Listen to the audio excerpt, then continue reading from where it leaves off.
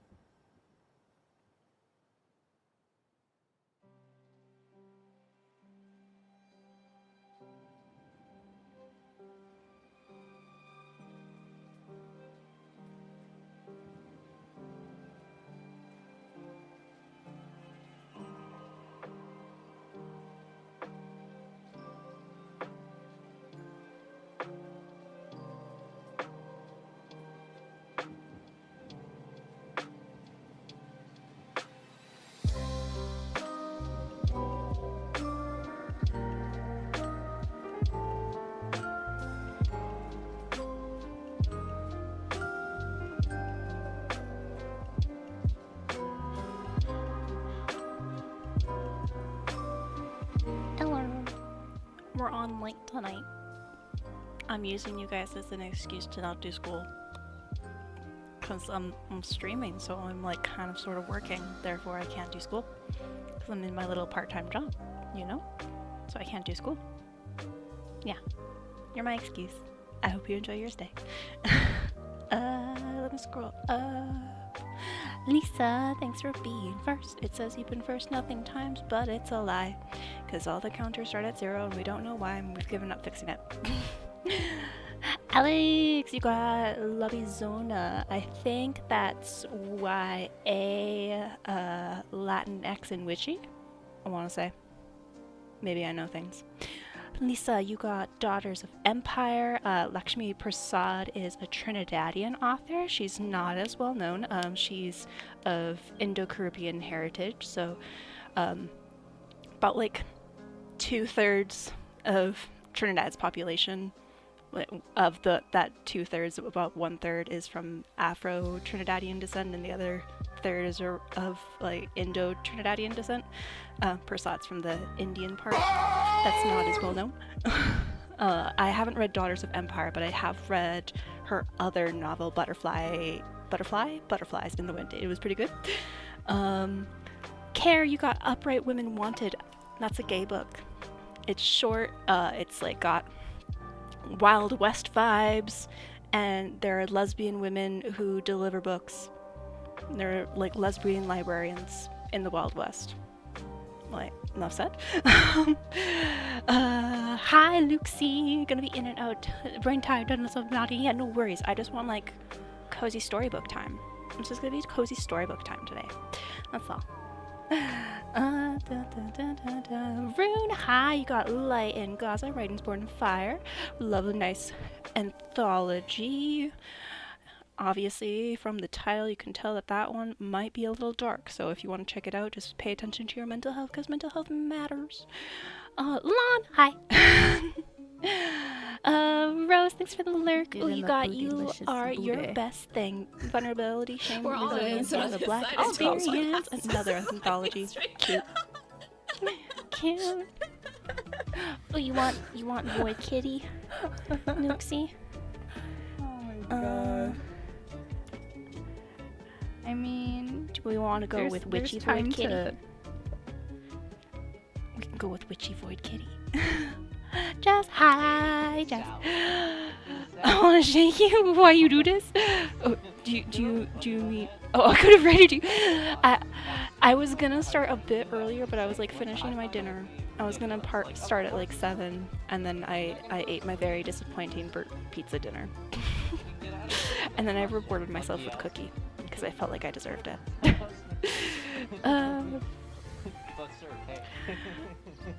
But I shake myself for you.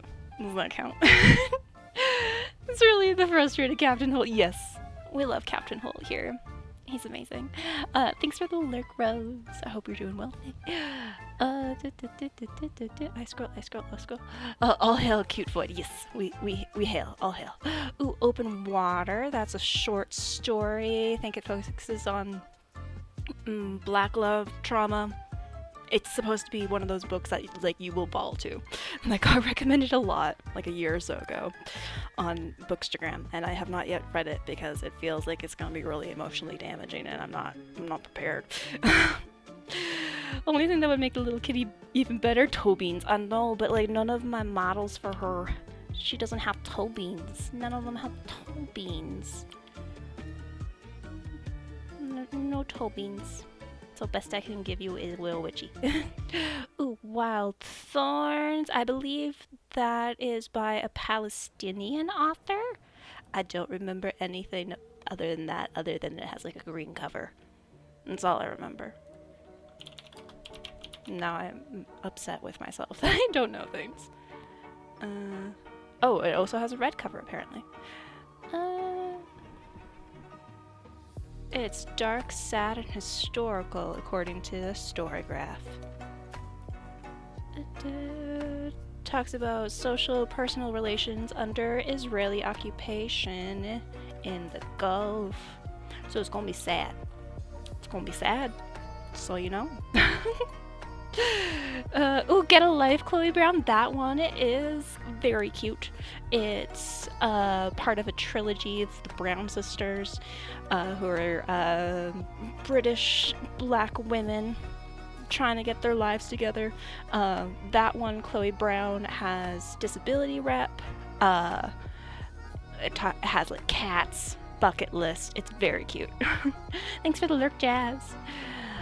But yeah, today we're gonna be playing Beacon Pines, which is one of my favorite underrated games, I would say. I played it when it first came out, like a little over 2 years ago, and I played it in one sitting. It took me like 7 hours.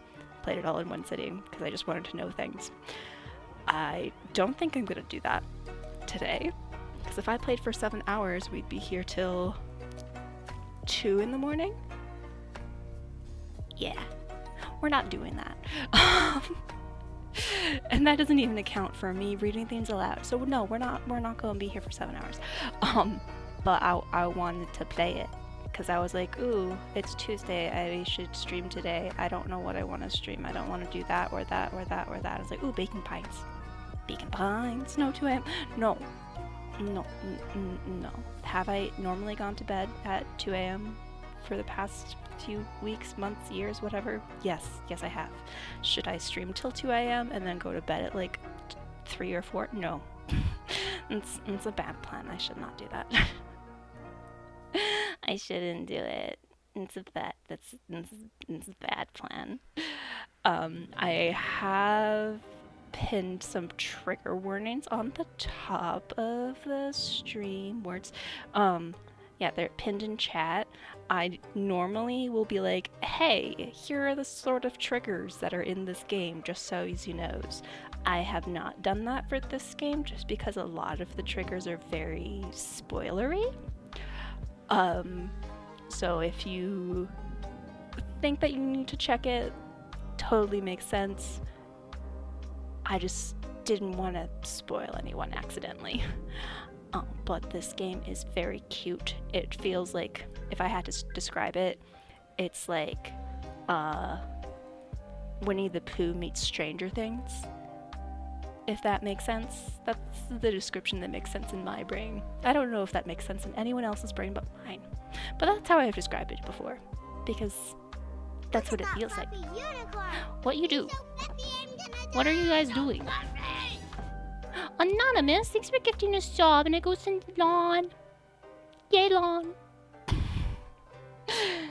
Enjoy your emotes in every viewing. And Anonymous, if you're Alex, stop pushing buttons. Okay? Stop pushing buttons. But thank you. And if it's not Alex, also stop pushing buttons. But thank you. But yeah, I love this game. I think it's really, really cute, and more people should play it because it's adorable. Also, I think my PNG is a little tiny. Let me make me a little bigger. I think I'm a little small. I think last time I was using a different model, so let me make myself a little bigger. There we go. And I'm gonna switch over our audio things. I don't know if any music's playing in this title screen, so if you're alone with your thoughts, I'm sorry. No, I don't think any music's playing just yet. Okay. We are going to play with controller, because controller's fun.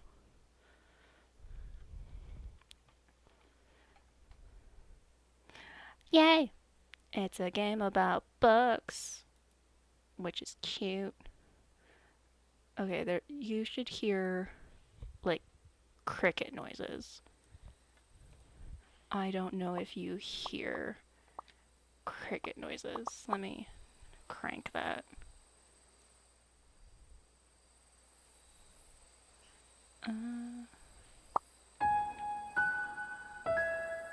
Okay, let's not have that all that. I'm just trying to balance things. Whoops.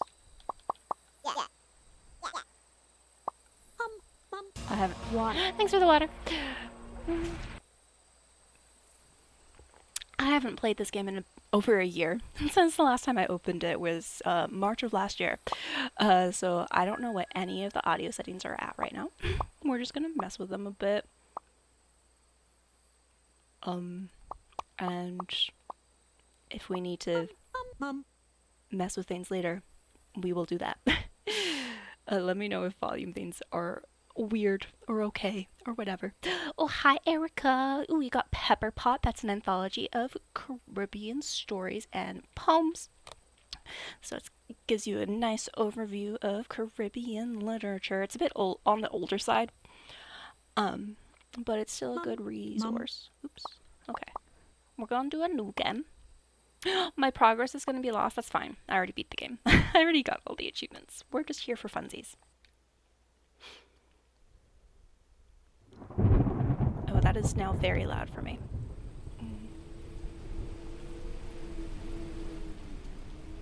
Okay, let me just... The ambient volume got real loud real fast.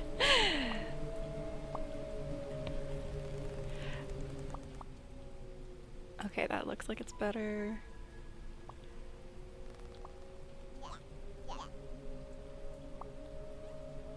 I don't want to overwhelm the brains. And I don't know if I'm hearing it the same way you are, because I can just adjust it with my little volume roller thingy on my headphones. A cute candle. It is a cute candle. Yeah, I'm just gonna... I'll just have OBS open for a sec just to monitor it during, like... There's quite a bit of voice acting in this game. Like, the narration is all voice acted. So I'll just look at it for a little bit, see how things be, and we'll go from there.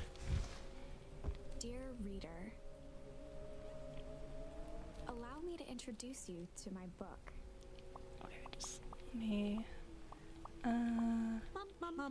The voice looked low, so I'm just gonna turn that up. Though it might at first appear like many books you've come across, it is far from ordinary. You may, therefore, have some misunderstandings about its nature. The story that awaits you has not been fully told.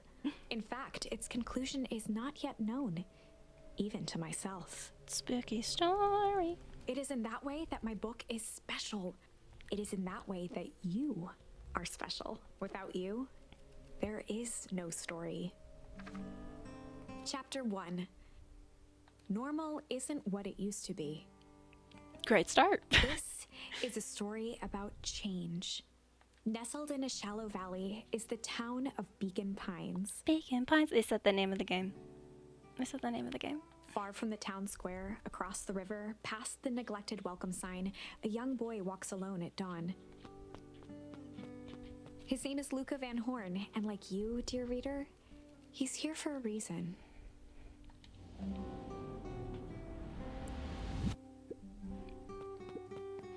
Look at us, we're Luca Van Horn. And we can skip. We can... Oh. Hey, Dad. How are things going? Today's the first day of summer vacation. I start middle school next year, I guess. I was 6 years old when you died, and it's been 6 years now. From here on out, you'll have been gone longer than you were here. Feels like that should mean something. Mom always said that this tree was your favorite spot in the world. Me too. I forgot how sad this game starts. Hey, Luca. I knew I'd find you here. Rollo was Luca's closest friend. We love Rollo. Rollo's amazing. He possessed many fine qualities, but subtlety was not one of them. Well, after I banged on your door till your gran answered. And after I checked the pond. And climbed up to the treehouse. Then I knew I'd find you here. Rollo finally noticed the tears welling in his friend's eyes, and the flowers on the grave. Oh yeah, right. You and your mom always did this on your dad's birthday. Yeah. I didn't know if you were gonna keep doing that now that your mom's gone too. She's not gone. She's just... missing. Sorry, I meant to say since she went missing. She's gonna come back, Rollo. Of course she is. Okay, Dad. See you next time. I think I'm ready to get out of here. Sure, lead the way. Boing, boing, boing. We jump to forget how sad the story is. Boing. Hi, Otis. Otis says hello.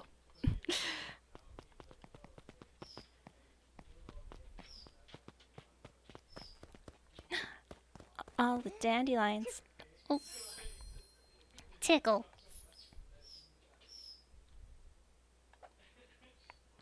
Wonderful! I had a good feeling about you from the moment you opened my book. That charm is a very special thing. Very special indeed. Keep hold of it for now. Its purpose will reveal itself soon enough. Boing. Boing. We got a cute little tickle charm because we sneeze.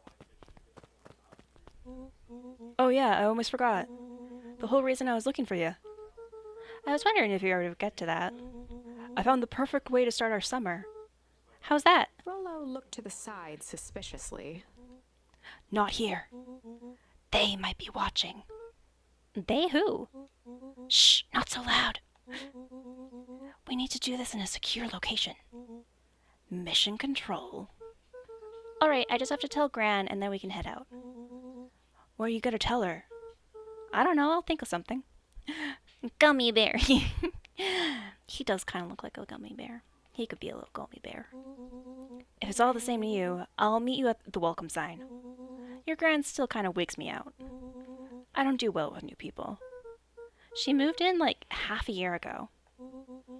Just meet me at the sign when you're done. Suit yourself. I won't be long. Tell Gran before heading out with Rolo. We can see our tasks and our little charms. Our little charmy charms. Lucan knew that if he left without telling Gran, it would be trouble. Aw, rude. Just let me leave. Just let me go. I just love how we can jump around. It's very cute.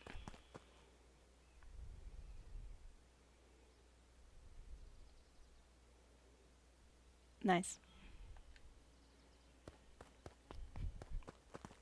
I was like, I don't remember if anything happens if we just lean here for a second. Let's just do it for fun. But it's just a dramatic zoom in for no reason. Dear reader, forgive me for this interlude. Remember that charm you found in the dandelion patch? There are more of those special charms to discover throughout Beacon Pines. They've been known to reveal themselves to those who are willing. We are so adorable. I need plushies of everyone, but especially Rolo. Rolo deserves a plushie. Some of them can be found in this very house. Dun-dun-dun, spooky. Also, just for more information, so far, how is volume things? Do I need to turn things up, turn things down? Let me know, let me know. Is it Gran just had already right? lit the fire. She kept a warm house, as if by grandmotherly obligation. She's a very good grandmother that way. Ah! The animation in this game is just so good. Oh, we got Ponder. Another little charm. Ah! The slide off the couch is just perfection. Bouncing here and there and everywhere you... Like, that's just so good. It's just really good. One of his father's old stethoscopes. Luca had spent countless hours listening to anything and everything with it. Not for years, though. Yeah. I forgot how sad this game was. I was like, yeah, I just want something to chill with, something to vibe with. I forgot how depressing Since it Gran is. had moved in, the house was more peaceful, more orderly, and more covered in flowery fabric. She's a grandmother that it needs to have flowery fabric. It's required. Just some dusty knickknacks. Okay, let's go upstairs. Luca paused at his parents' bedroom door. He just wasn't ready to go in yet. Gran had commandeered the upstairs closet when she moved in. Some things need shelter from a young boy's mischief. Oops, she said, nope. I skipped the text too early. Sorry. I didn't mean to do that. We don't make our bed every morning. How dare. Luca tossed on his favorite old sweater. Even though it was the first day of summer, a chill still hung in the air. Chill. I forgot this game takes place over the summer because it's like, yeah, this is like such a fall game. Like, it came out in September. Like, we're wearing these really big sweaters. Like, it's such a fall game. It's literally over the summer. But yeah, sure. Gran's bed was undisturbed. Luca didn't mind that she had a habit of falling asleep in front of the fireplace. It meant that he could read late into the night. Aw, what a little rebel, Luca. Reading up past your bedtime. Definitely never did that. Gran's moving in meant that most of Luca's things had been crammed in the corner. Luca was somewhat annoyed by the situation. Okay, let's go back downstairs since we looked at all the things.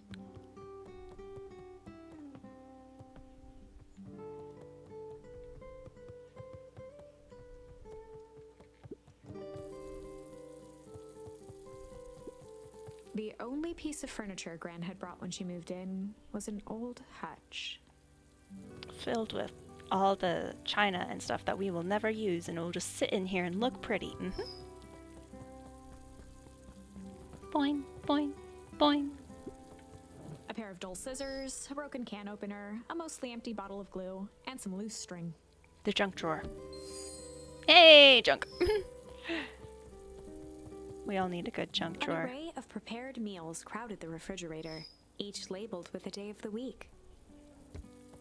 Gran's just a real organized being. What can you say? Wee. Oh my, this is quite exciting. I am now certain that you are the one I've been waiting for all these years. You'll recall I was a bit coy regarding the use of charms earlier. Excuse me, I tend to have a flair for the dramatic. You are about to encounter your first turning point. There are certain times in this tale when everything hinges on a single word. Step forth, dear reader. Step forth. Don't be A suspicious. sturdy old wheelbarrow. Wee. Young Luca would spend hours hiding in the bushes, waiting for a chance to jump out and startle his mother. Aw. She always enjoyed humoring him by feigning terror. Oh, hi, Alex. How's it going? How you doing? It's good to Oh, is see it you. really? I know someone said earlier, I think it was Eric. Did it cut off for reasons that escape me? Oh no, you're okay. So it calls up I the love old ones. TTS. I For- love for TTS so funsies. much. Emma, thank you for the...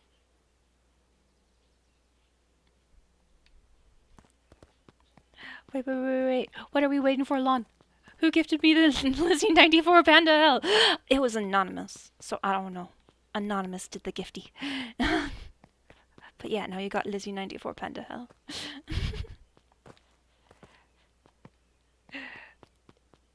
No, it was anonymous, which was not me.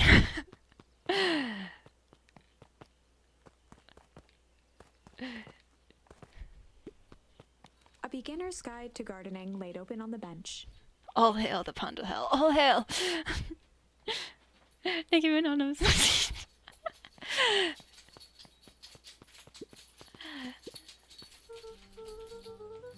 Thanks for that, Lon. Hey, Gran, I'm gonna go hang with Rolo for the day. See you later. No fire like Panda Hellfire. Yes. Yes, we love Panda Hellfire. We told Gran that we're hanging out with Rolo. Task complete. Hold up now. Where are you and Rolo headed exactly? Oh, nowhere special. The less Gran knew, the better for everyone involved. We're just gonna go for the day. We're gonna go ponder, hide, or chill. We're gonna go with ponder because it feels like the most random of the options. Like, we're just a 12-year-old deer person. The normal response would be like, chill. But nah, we're gonna go ponder. We're gonna be all philosophical and stuff. We were just gonna go ponder for the day. Yep, definitely not a lie.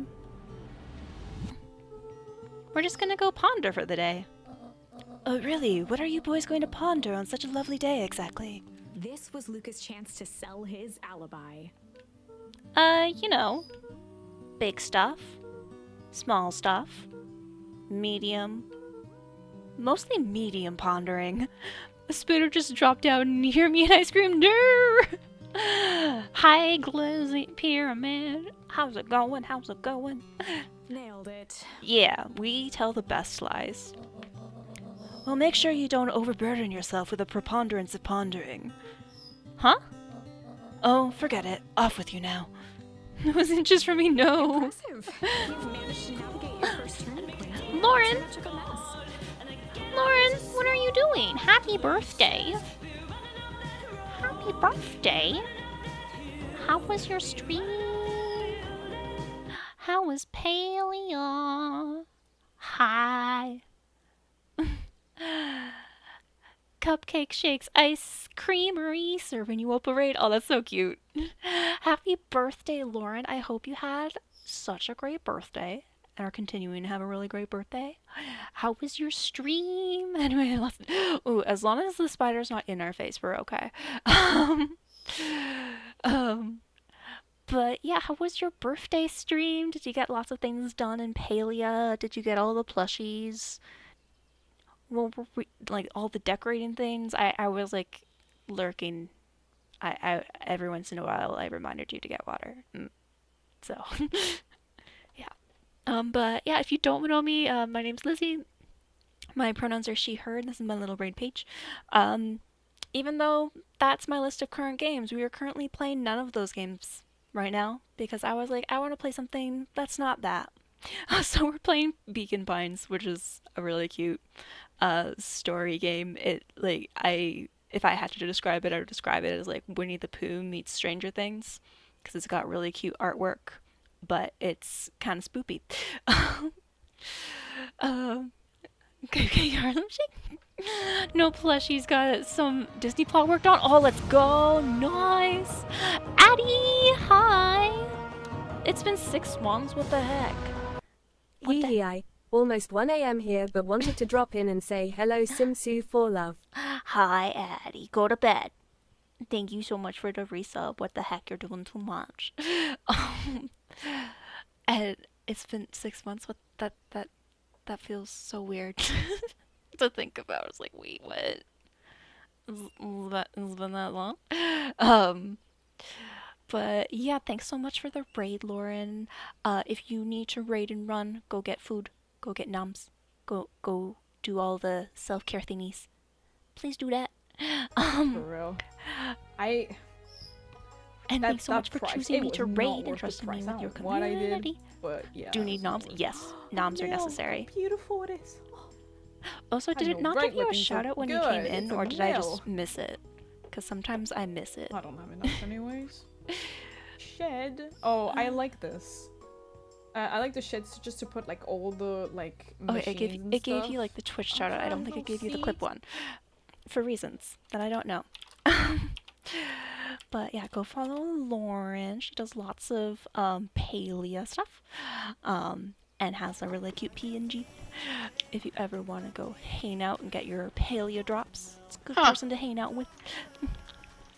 But yeah, Oh my Lauren, god, go does he get fit up here? noms. I hope you have great birthday dinner. And we'll see you around. Yeah, sorry, I don't know what that sound was. Gotta love the screaming clips. I love the screaming clips.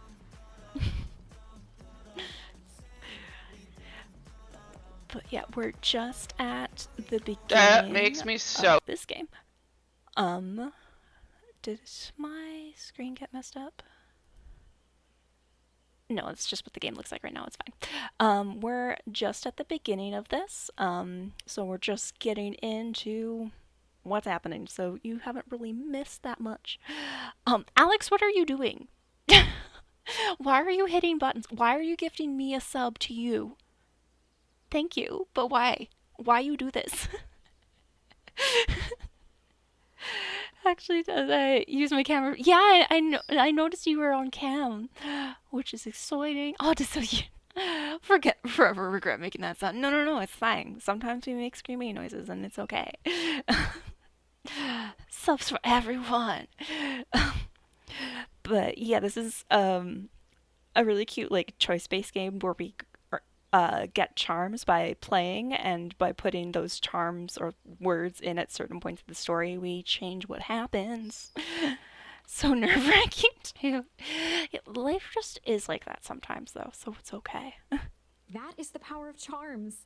A single word can change everything. I think it's time to introduce you to the Chronicle. The Chronicle.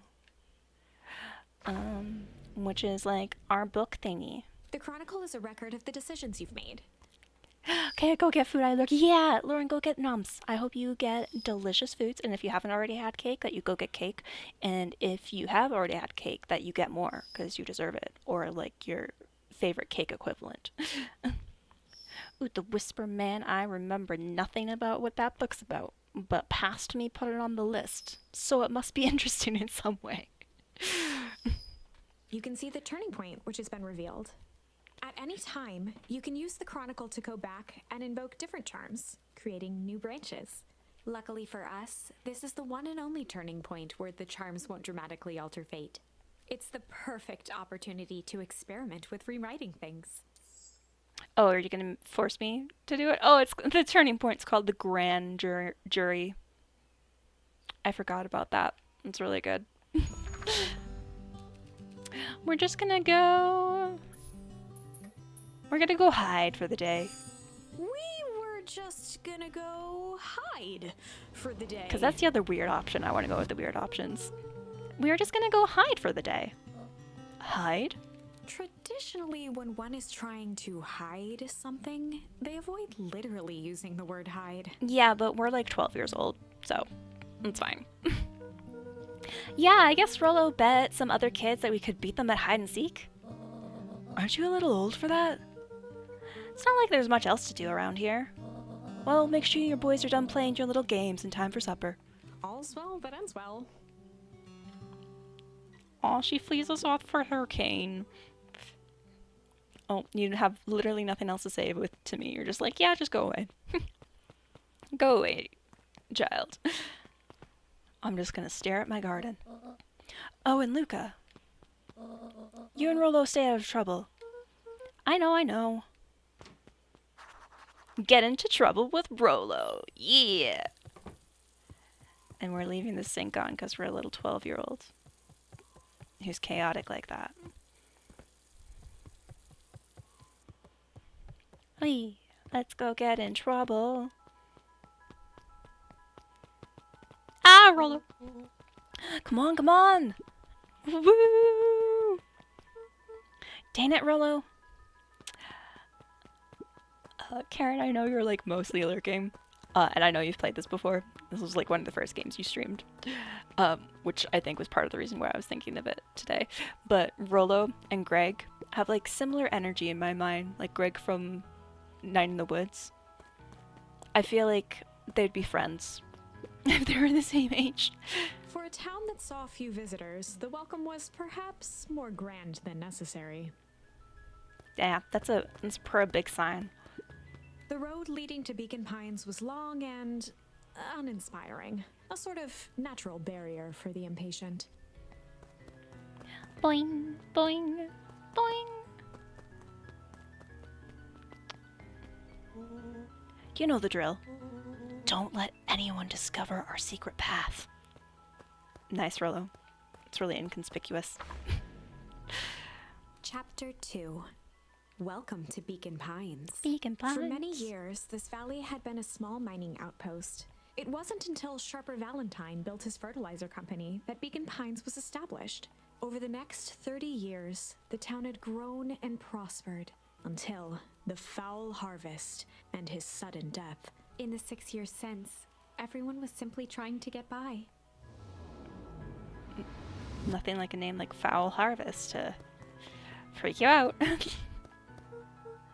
Hey, Mr. Kerr. Hey there, pal. William Kerr was the CEO of Perennial Harvest Company. He had become a fixture around town over the past few years. After the failing of Valentine fertilizer, the town was hungry to welcome a new source of employment. Excited for the big festival? Oh, sure. Come on now, when I was your age, there was nothing more exciting than a town festival. The food, the music, the dancing. Sounds pretty alright. You gosh down right it is. I'm looking forward to letting off some steam myself. Make sure to invite all your little friends. I couldn't keep Rollo away if I tried. Excellent. Sorry, Luca, I've got to get back to the proverbial grindstone. Our harvest awaits and all that. Oh no.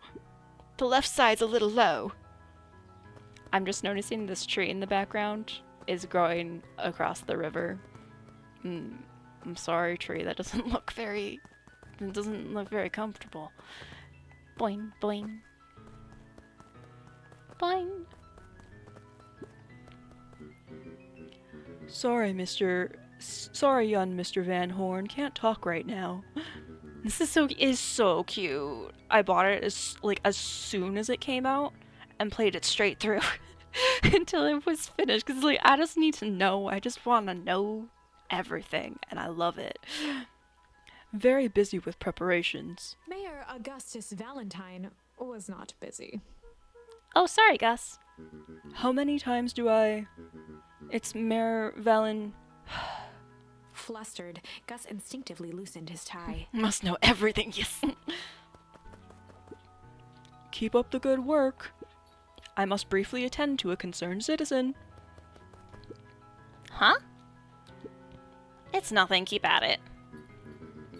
Alright, what can the Mayor of Beacon Pines do for you today? Oh, just saying hi, I guess. Well, good day to you too, young Mr. Van Horn. Oh, Augustus. Boing! I love that there are just spots where we can just be like, yeah, we're just gonna lean against this post. We're just gonna hang out here and chill. Look fantastic. Nice.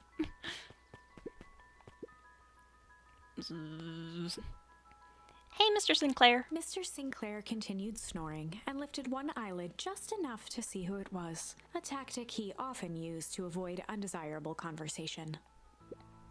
Yo, Mr. Sinclair. Don't you see I'm sleeping, boy?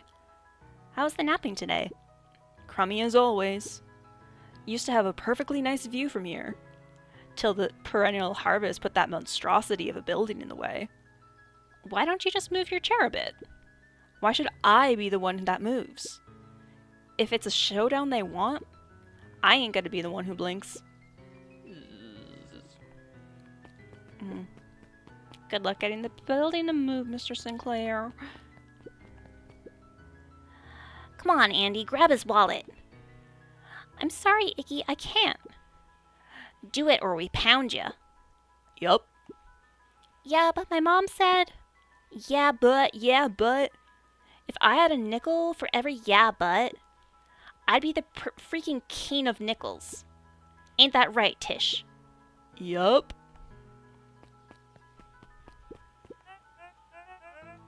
Mr. Van Horn, do you have a moment? It's just Luca. Golly, I'm sorry. It's my first week at Perennial Harvest. He pulled a pen from the pocket of his sweater vest and began to frantically jot something down on a clipboard. Look at the little rip hand. Wonderful, it won't happen again. If we are going to be on a first-name basis, then you can call me Pete. Oh, nice to meet you, Pete. Sorry, what are you writing? Oh, just documenting. Gosh, it's exciting to be a part of something so darn special. You know, it's not just about newfound mountains and phone booths. We're gonna change the world. And it all starts here in Beacon Pines. Isn't that amazing? Uh-huh. Anyway, I better get... Oh, that reminds me. We'd love to hear your thoughts. My thoughts? You bet. If we're gonna change this town, we need to get every detail right. That sounds intense. Haha. Changing the world is intense. So what do you say? Could you answer a few questions? Well, I guess if it's quick. Wonderful! Opening to answering a few quick questions. One down. See, it's not that hard, is it? Oh, okay, we're going already. Question 2. What is something you love about Beacon Pines? I've never really thought about it before. Perfect! It's the only place I've ever lived. See, that wasn't so painful. Pete stopped scribbling and glanced up from the clipboard. Was it? I guess not. Huzzah! Our first 3 questions answered in record time. Are you literally writing down everything? Thank you so much for your time. I need to process these answers. We can save the rest of your thoughts for later. Okay. Our harvest awaits. Cool. That was a perfectly normal conversation. Oh, right. Rolo's waiting up at the treehouse. Just let me explore. I want to look at all the things. Wee.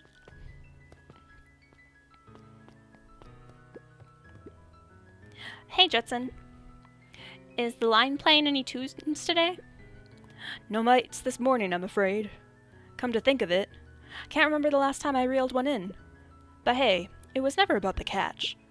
This is where I come to think. Yeah, that's what my dad used to do here. That reminds me.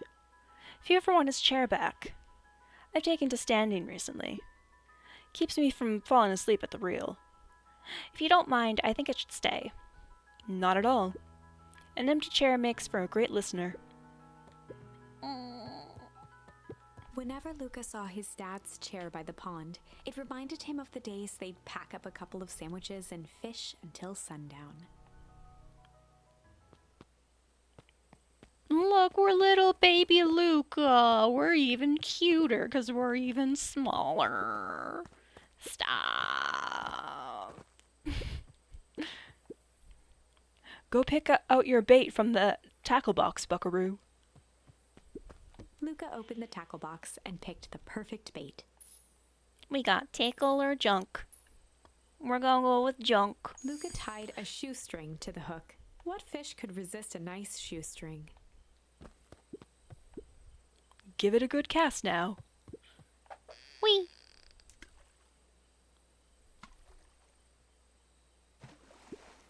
You'll have to reel it in a bit faster, or your catch will lose interest. Okay, we Luca try tied again. a shoestring to the hook. What fish could resist a nice shoestring? Wee. Wee. Gimme fish. Gimme. Gimme.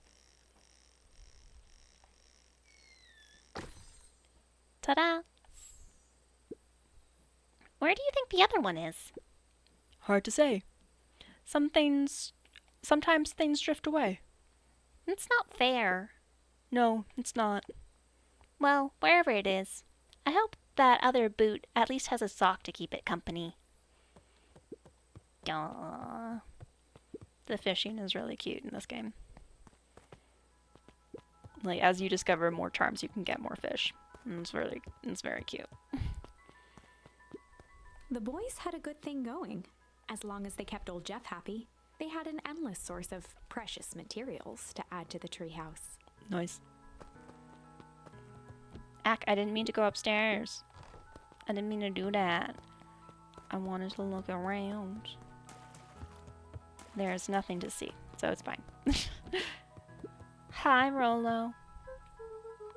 Okay, what's this top secret plan to start our summer? So, you know the abandoned warehouse by my place? The old Valentine building? Yeah, well, it isn't abandoned. What makes you think that? Get this. Last night, it was glowing. Glowing? Hello there. Are you sure? Hi, Liza! Welcome in. I hope you're doing well today. Kinda. That place has been empty since the fowl harvest. Yeah. Who would even want to poke around that place? We would, Rolo. We would. Hi, doing good. Yay! I'm happy to hear it. Wait. It's just a busted old warehouse. I just meant we could do some research at the library. You want to actually go to the warehouse? What do you expect to find? Answers. My mom's out there somewhere. And it seems like everyone wants to pretend that she's gone for good. You don't have to come, Rolo, if you don't want to. Luca, remember that time I sort of accidentally burned down the chicken coop? And you jumped in and said it was your fault before my paw throttled me? This is a flaming chicken coop sort of deal. I've got your back. Thanks, Rolo. Now that I think about it, poking around a decrepit fertilizer warehouse is exactly how I want to spend the first day of summer. Let's go! I love Rolo. Ooh, I didn't mean to go outside. But we can go outside. We can look out at the top of our treehouse. Luca looked up at the satellite dish. Rolo nearly killed himself putting that up into the tree. Pull! While it didn't turn the radio into an interstellar communicator, as he'd hoped, it did at least boost the signal enough to overhear truckers one town over. Hey, the satellite actually works. That's props to the 12-year-olds. Luca's winter coat decommissioned for the summer. With the cold holding out longer than usual, he reconsidered its usefulness. On certain nights, when the clouds were just right, the boys could tune into strange patterns of static. Rollo Static, thinks you it's say? aliens. He always thinks it's aliens. It's always aliens according to the Rollos. The flopping is just so good in this game. You got such good flop.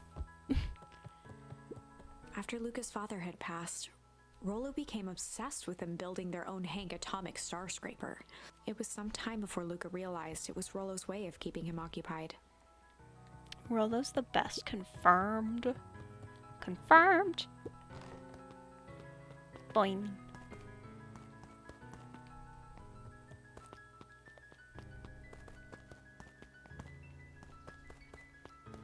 I can't talk to you anymore. Cool. Look, there's Rollo. You tired, buddy? You ran real fast. I'm just catching my breath a bit. Go on, I'll catch up. Oh, Rollo.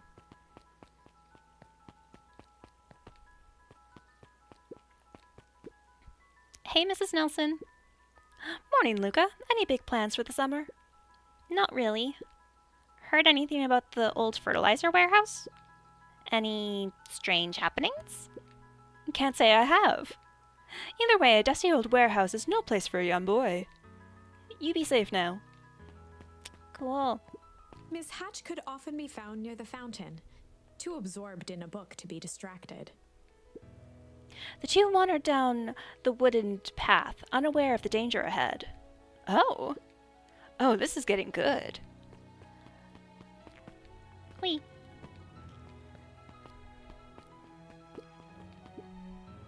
Piper? Oh, hey, Luca, what's up? You know it's summer break, right?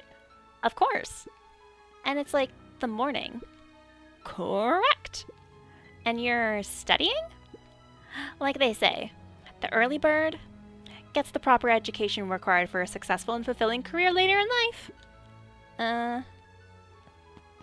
Oh, Piper. Hey, Zariel. Hiya, Luca. Could you please tell this lazy butt to help out in the cafe? Lumi, Zariel would like you... Luca, let me give you a little gem of advice. If you never do what you don't love, then you'll never work a day in your life. Wow. You're really setting the kid up for success. Whee! I love this game. It's so freaking cute. We're living in a little storybook. Hey, Bert. Hi, Luca. I'm doing some fact-checking for the town history exhibit. Look, kid, I'm just here to put up the lights. But did you know? When the town was founded, there were only 7 citizens. And they all worked for a mining company. And there was only one dirt road leading to town. And there still is only one road leading to town. Oh, right. Hey, Griffin. How's the ice cream gig going? Not great. It's still pretty cold out. And I'm in the business of selling cold. I'm sure things will warm up soon. Mr. Tolliver's not at his grocery stand? He's prepping for the festival, I guess. Gotcha. And there's a big watermelon that says no touchy. Smack. Nice. It makes a good bongo noise. You gotta touch it. You gotta touch it. Ads are gonna start in like 5 minutes. We won't do things during the 5 minutes. I might get up and stretch since my neck just cracked a whole bunch. Holden Wilder ran the local paper of record, the Beacon. Oh my god, that's a terrible name. Hey, Mr. Wilder. Me to my cat's booty? Morning, Luca. What's the day have in store for you? I was wondering if you heard any news about... News? The Beacon knows the news that needs knowing. Any news about the old fertilizer warehouse? Nope. Oh. Rollo thought he saw some lights there last night. Rollo ought to be careful poking around that part of town. The winds of change are blowing. And change is a dangerous animal. Change. But really, like the Beacon, that's the name you're gonna give your newspaper. Ugh. I cringe. Yeah, one of the cats that I used to watch when I would house sit, she liked getting spanked. Changes, done face the turn. I guess Mrs. Fratelli is getting ready for the festival. Last Chance Diner is like, that's a really depressing name for your food establishment. Hey, Dawn. Sorry to wake ya. Money, please. Oh. Money. No problem. It comes with the job. Dawn had dreams of becoming a big-time reporter. I love Dawn. She's the sweetest little bean. At night, she searched for the story that could be her big break. By day, she hawked papers at the newsstand. Oh, so it's the Up at Dawn newsstand and her name is Dawn. I'm not sure if that's intentional cuteness or if it was accidental. What's up? Rollo said he saw something strange going on at the warehouse. You know anything about that? Huh, you might say I've heard some things. I'm working on a story about it right now. So what's going on? Can't quite say yet. I still need to follow up on a few leads. Keep me in the loop, okay? Sure thing. Things seem to be quiet in town today. Yep, everyone is preparing for the festival. Should be back to normal tomorrow. Catch you then? Catch you then. She's just a little bat. She's so cute. Oh, and Luca? I'm really sorry I haven't been able to find anything out about your mom yet. I'm just grateful that you tried. I'm still keeping my ears up. And that's why she's keeping her ears up, because she's a bat. Lizzie B, hi, Duck. How's Duck? How's it going? Oh. Luca, just the fellow I was looking for. Hey, Roxy, what's up? Oh, right. Rendezvous with Roxy. This is an important turning point. Uh-oh. The first time where your charms will change the course of fate. POV. POV. Duck POV. And currently, we only have one suitable charm at our disposal. Uh-oh. Have no fear, we can always return later using the Chronicle once we find more charms. Well, now I'm just rambling. Where were we? Have you seen my blockhead brother today? He skipped out before breakfast. Well, not really, no. Can't say I have. Can't say or won't say. Roxy, would I lie to you? Luca, wake up! Wait up! I almost forgot to tell you. Roxy might be lurking around here. This is one of her favorite places to stand around and be useless. Rollo? So we need to make sure she doesn't spot us. Rollo? Why are you doing that turning thing with your body? Wait, you're not scared, are you? She's harmless. And a chump. And she's right around that corner, isn't she? Get into trouble with Rollo. Don't mind me, just over here lurking uselessly. Oh, hey, sis. Nice weather we're having, eh? I couldn't help but notice you snuck out this morning before breakfast. Wasn't hungry. Also, couldn't help but notice your morning chores were left unchored. Roxy, I'm gonna level with you. I'm sick and tired of digging up carrots. We gotta pick up the slack since the foul harvest. Almost every carrot I dig up is rotten, and the rest look like they were hit with Hank Atomic's shrink array. All the more reason to keep on digging. There's gotta be more than life than puny carrots. Look, Roxy, Luca and I have places to be, so if you don't mind... Oh, I do mind. I'm not gonna catch hell again because of you. So either you march yourself home and harvest those carrots, or I haul you home myself. Rollo froze as Roxy took a step toward him, cracking her knuckles. Uh-oh. Luca knew he had one chance to save his friend from being dragged home. In the past, you found the best way to deal with an enraged Roxy was to be a little chill. We're gonna do that after ads, because ads are about to start, and I don't want people to miss the dramatic reveal of things. So we're gonna be right back.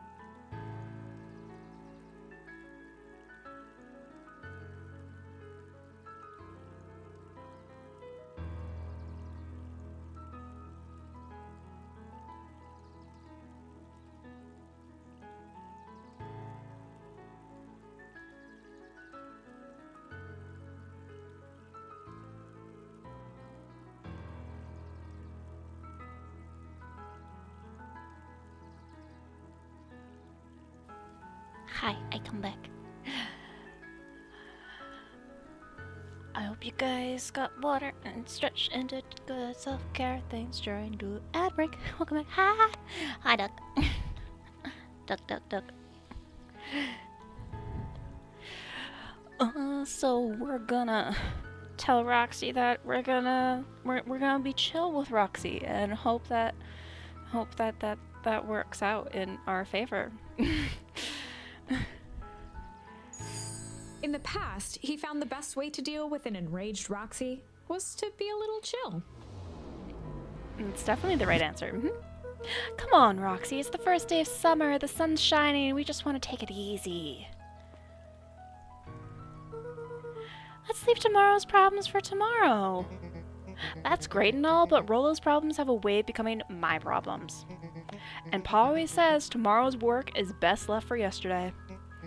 March, you big oaf. Oh, rats. I expect a full report about the Valentine place. Welcome back, Hank. Hi, Lon. A full report! Investigate the Valentine warehouse alone. This is definitely not a bad idea. So, Fitz, what are you up to this lovely day? Nope. Cool, cool, cool. Her just saying nope is iconic. She's like, absolutely not. Sharper Valentine, founder of Beacon Pines. Never underestimate what a great man can do given time, Sharper Valentine. A bit much, if you ask me. Indulgent.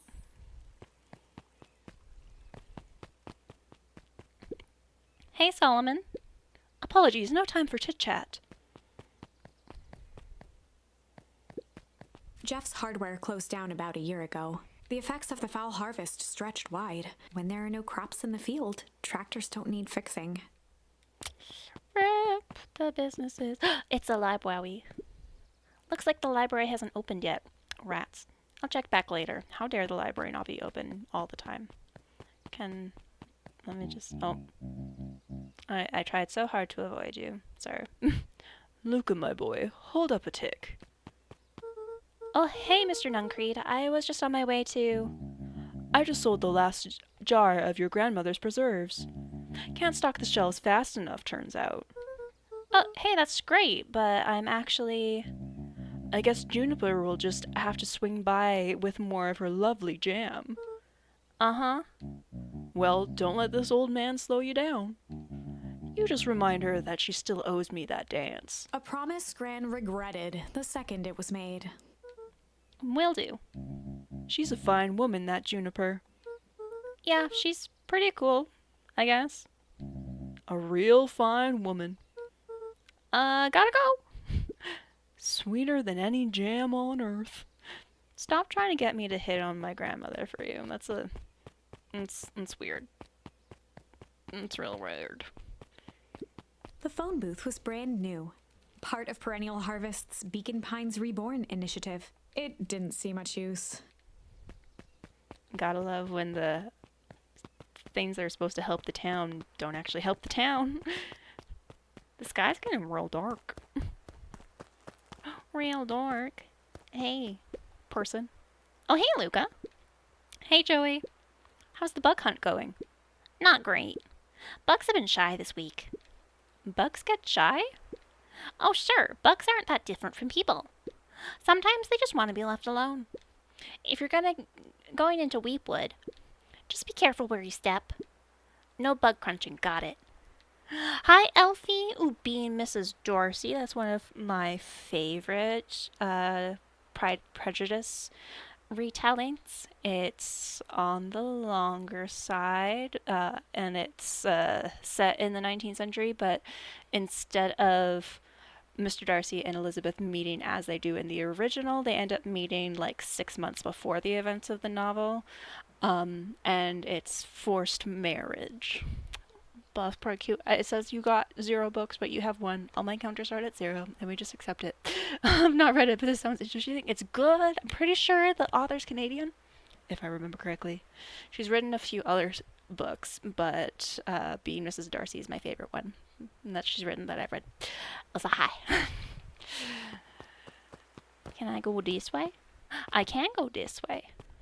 Boing. The Valentine Mansion loomed over every other building in town, both figuratively and literally. It's a real big house.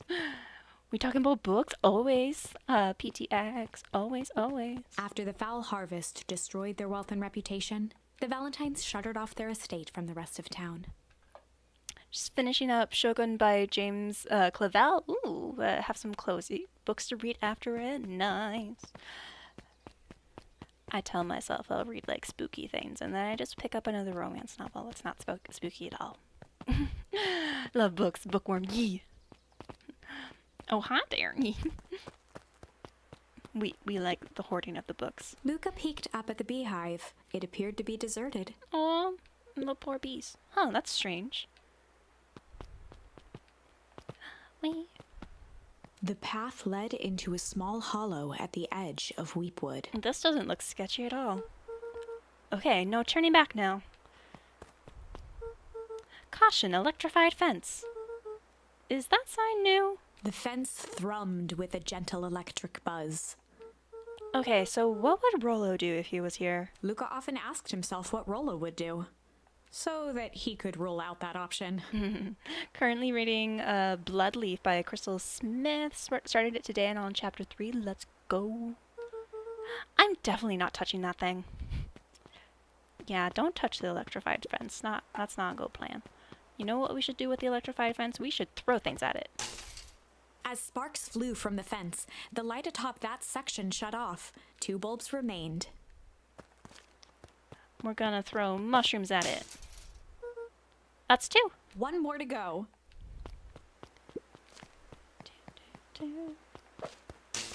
What you? The fence's buzzing gave way to silence. Ooh, to silence. I skipped too fast, sorry. Okay, moment of truth. No, Luca. Every kid in town Luca. knew the old Valentine fertilizer building. Luca, you were supposed to throw another thing at it to make sure it wasn't electrified anymore. He's just like, nah, I'm just gonna run through. It's safe now. I saw the lights go off. It's safe now. I was like, no, you throw an extra one just in case. Just in case. He's like, no. Full send or no send? Long abandoned, the warehouse once served as the industrial heart of Beacon Pines. Now, it stood only as a reminder of things left behind. The dormant building showed strange signs of life. Yeah, it's kind of glowing green. Okay, so Rollo wasn't exaggerating for once. How does a soft, lightweight mushroom break a line? Shh, PTX, plot. Spoopy game. Plot. What's going on here? There was only one way to find out. Time to investigate. Because we're a little 12-year-old child, which means we need to solve the world's problems. The water looked almost diseased. It flowed slowly into the woods. Yeah, diseased water going into the woods. There's no problem there. The hose emitted a subtle sound. Very cute spoopy game. It is so cute. It was actively draining some kind of liquid. Gotta love the industrial fluids just being disposed of haphazardly. That's great. It's fantastic, wonderful, amazing. Oh, wow, that smells awful. Too bad Rollo's not here. He'd have no problem poking around in there. But we have problems poking around in there. Okay. Investigate Valentine warehouse. Locked. Luca thought he heard faint sounds coming from the other side of the door. He pressed his ear against the cold metal to hear better. A zipper?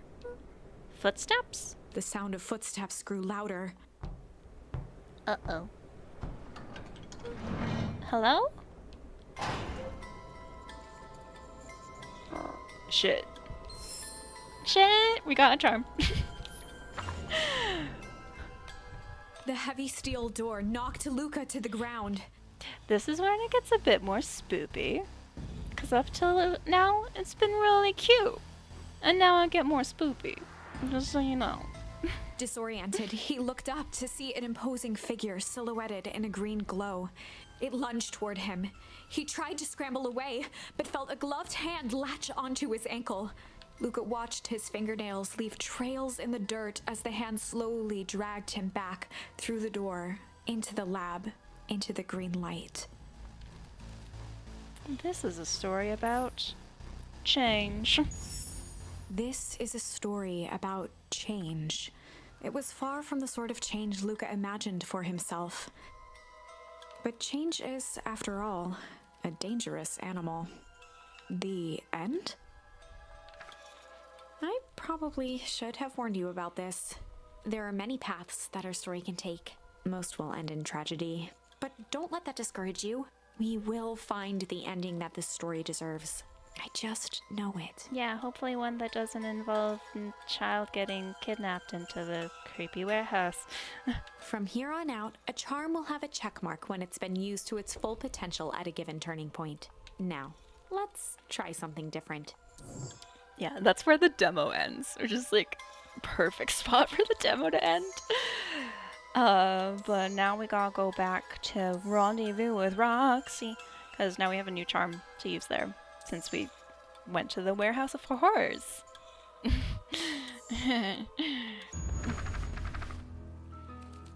So this game has a lot of back and forth through the story as you get new charms or words to use at different sections. So now we're gonna be a little shit. In the past, he found the best way to deal with an enraged Roxy was to be a little shit. That's right.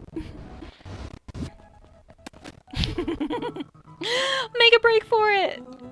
What have you done? Ah! Did that little shit just kick me? Run all you want, you little twerp. You gotta come home eventually. Sorry! Investigate the Valentine warehouse with Rolo.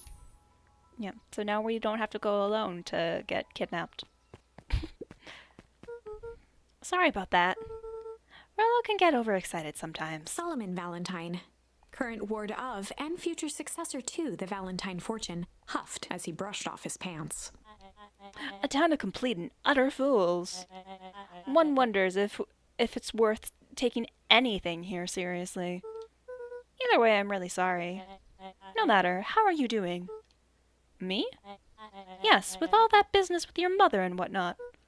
Oh, I'm getting by. Still no word from her at all. No. That is truly a shame. Shame? Your grandmother has taken residence to keep house? Yeah. And how is that going? We mostly stay out of each other's way. You make it sound like she's rarely at home. It's not like that. She just has a lot to do. Mm-hmm. She's still settling in and trying to figure out how to make ends meet. Indeed. Well, count your blessings. It's better to have a caretaker who is rarely around, in lieu of one who tries to compensate by smothering you with attention. That doesn't sound so bad. Trust me when I say, it's best to rely on yourself. Family has a way of creating more problems than they solve. It's a depressing thought for a 12-year-old to have, but okay. Solomon trifled a gesture toward the approaching heiress Valentine.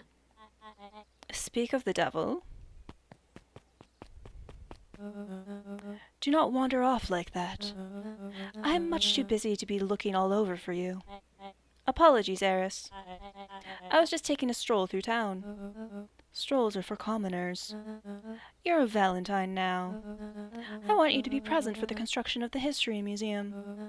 The future of this town relies on its ability to remember our family's great past. Of course. Cool.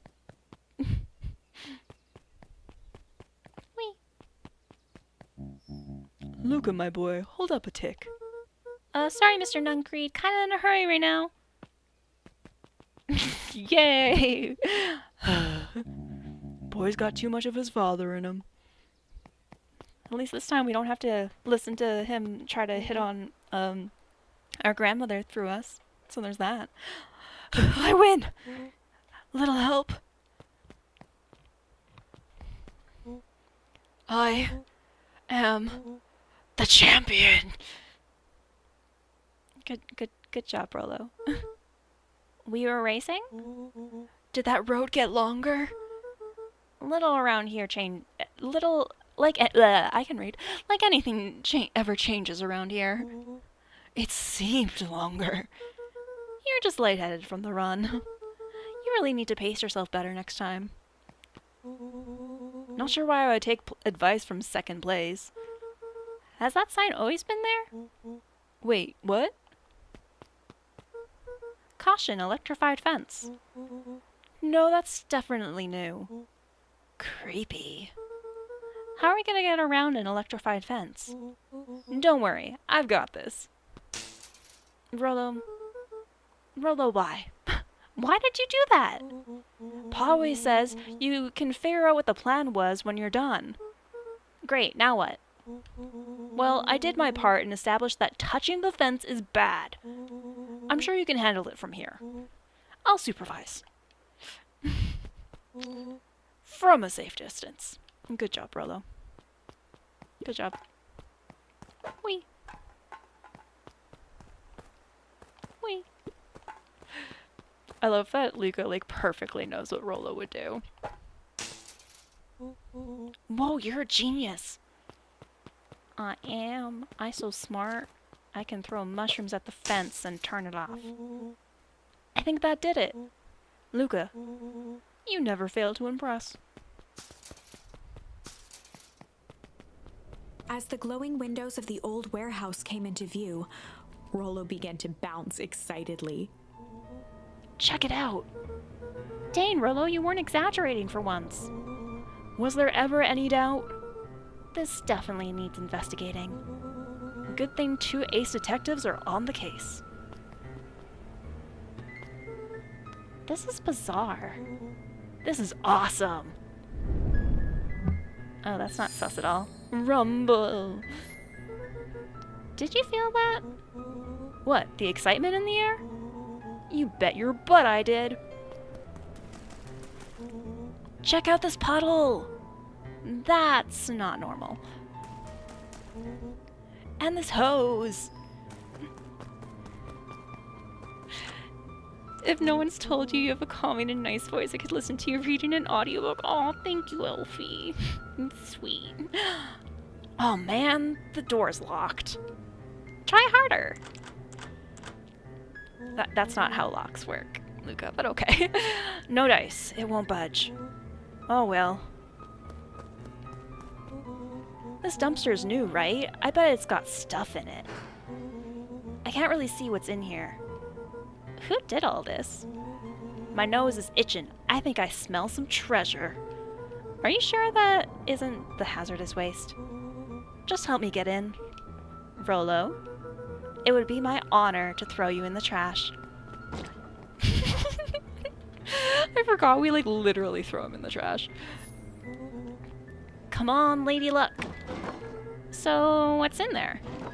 Let's see. There's a squishy bag of squish. Wow. A good inch of stagnant sludge. Your natural habitat. Wait, hold the phone. Hold 2 phones. Check these bad boys out. Are those walkie-talkies? Just like Hank Atomic communicators. Do these actually work? Ground command to Hank Atomic. Hank, do you read me? This is Hank Atomic. Ground command, you're coming in 5x5. How are your vital readouts, Hank? It's getting a little stuffy in here. Requesting assistance for evac. Help is on the way. They're so cute. What was that? Someone's coming. Give me your hand. I'm trying. My hands are covered in squish. Scoot over. I'm coming in.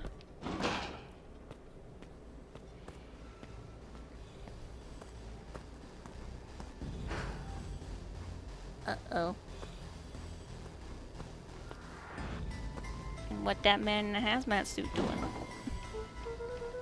Tell me you saw that. Dude, I don't know what I saw. He's coming back. Get down.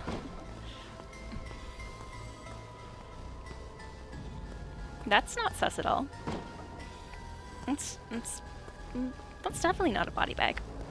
The boy sat petrified under the weight of the bag. Oh god, tell me that's not what I think it is. Luca, do you know what separates run-of-the-mill detectives from ace detectives? A ridiculous hat? When the chips are down, ace detectives dig deeper for clues. Rollo felt around at the large sack which burdened them. Aha! He snapped off a tag from just within a small zipper opening in the bag. It's some sort of badge or something. What's it say? Rollo held the badge up to a faint shaft of light within the dumpster. Dr. Prescott, Deep Engineering. It's a name tag. Who would throw away a bag full of slamming old name tags? I think it's just one name tag and a bag full of something else. Okay. I think we should make a break for it. Stay calm. This is no time to panic. I'm not panicking. You're panicking. Rollo, calm down. You don't have to squeeze my hand so hard. Dude, I am not holding your hand. Quit messing around. What other slime-covered hand would be in here? Ah! Zombie hand, nice. Ah! And it's twitching. I'm beginning to see the benefits of your run for our lives plan. Right, we've clearly established that I'm faster than you, so I'll go first. Why not go together? Flaming chicken coop, Luca. I'll make sure the coast is clear. After I go, count to 100. If you hear me yell, run. If you don't hear me yell, run. Actually, either way, haul ass. Rollo, I'll give you credit. You sure found an eventful way to start our summer. It's what I do. Well, here goes nothing.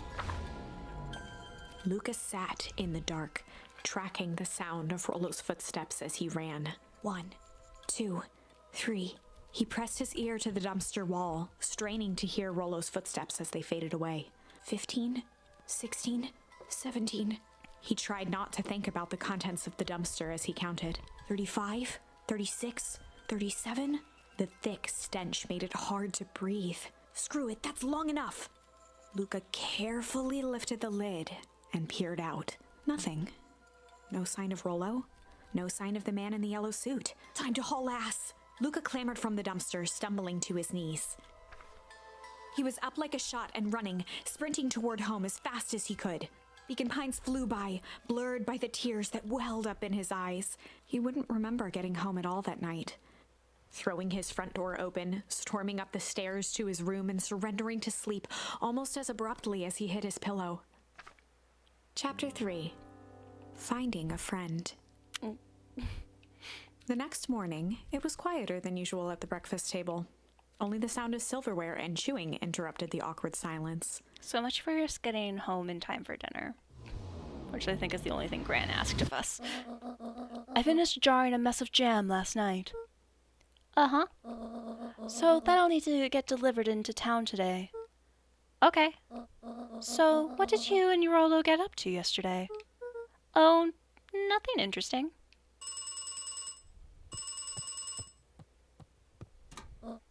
Hello? Calm down. No, of course it was the right thing to do. Start gathering, folks. I'll be right there. Are you sure there isn't anything you want to tell me about yesterday? Anything I want to tell you? Not really. We just sort of ran around a bit. Gran's brow furrowed. She let out a long sigh. Her voice was quiet and even. I have to go take care of something. You are to stay in this house for the day. Under no circumstance are you to leave. What? If I'm not back by dinner, there's stew in the icebox. But nothing. You are to stay here, understand? Yeah. Say it. I'll stay here till you get back. Good. Hi, Loki. Oh, and Luca, you left the faucet running yesterday. We are not made of money, you know. Well, that was strange. And that gets you an achievement, by the way. leaving the tap running or leaving the icebox open before this scene.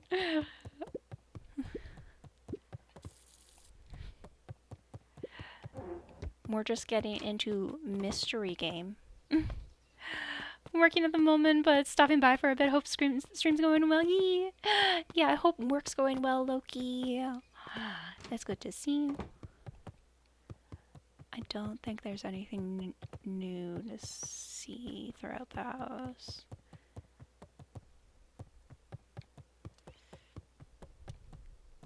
An eerie electronic sound echoed from Luca's bedroom. Except for that. Hello? Is anyone there? Boing, boing, boing. Hello? Rollo, is that you?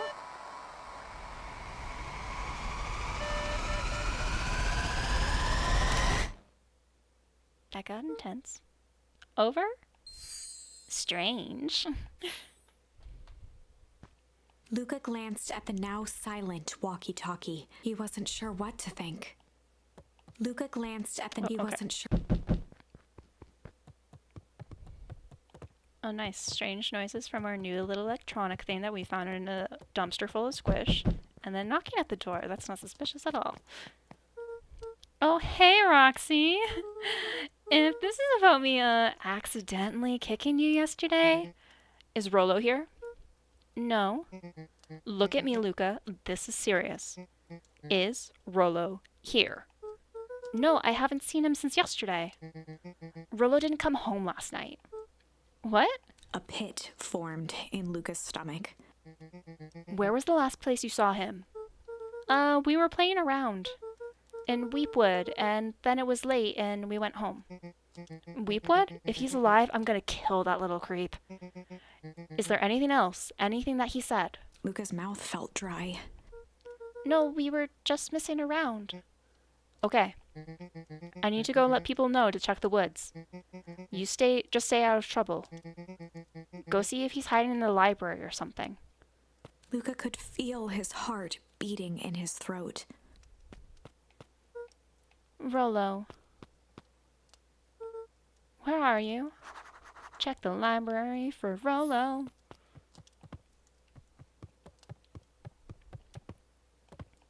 Boing. But everything's fine, because we can just jump and boing. And Gran told us not to leave the house, but we're leaving the house, and it's fine. Wee. Hey, Bert. Have you seen Rollo? Nope. Though I've mostly been talking to clipboards. They're setting up lots of stuff for the festivals. This one said he had to process some answers. I told him that was fine. I'll wait right here until he gets back.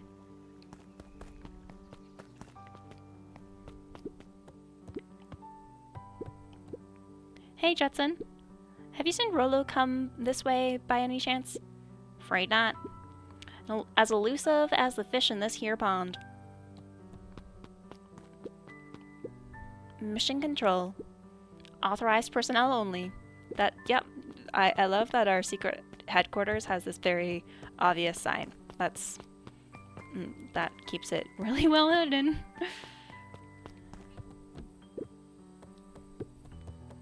Rollo isn't here in our little treehouse.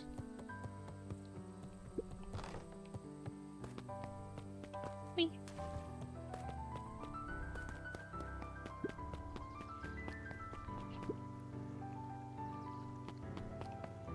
But look, Elfie, there are red pandas. There are red pandas. Howdy, Luca. Hello again, Pete. Oh, I'm not Pete, you silly goose. It's Toby. You could have fooled me. Oh, hey, it's no problemo. The important thing is, we'd love to hear your thoughts. Yeah, I'm getting that impression. We're all a part of something special, Luca. And it all starts Right here in Beacon Pines, I got it. Toby looked up from the clipboard excitedly. That's right. So how about you start by telling me... Look, no offense, but I got my own stuff to take care of. Gah, you joker. We're all a part of this together. You'll let us know when you're free to answer a few questions. Gah, you red panda, but they're part of a big corporation. And they want information about us. Pegs of fur, ooh, honey girl. And it's book number 69, let's go. Thanks for the lurkies. Go get good resties. We really need to get back to work. Just a couple more minutes. If Roxy said she'll be here, then she will be here. I just don't see why I'm standing around, doing nothing, and waiting for Roxy, when I could be standing around, doing nothing, and getting paid for it. Come on, Lumi, Roxy needs our help. Yeah, well, good intentions don't qualify as legal tender. Tender. Ah, my parents wouldn't listen. No offense, but isn't Rolo always getting into trouble? Something feels different this time. What can we do to help? We need to check where the adults aren't. So I guess it's up to us to check Weepwood. Our shift doesn't end for another couple hours. We could spend the time making posters. That would be great. I guess. Right, Fitz and I will check Weepwood. We'll be back later to pick up the posters. I think my dad has a map of Weepwood. Let's swing by my house and grab it before we head out.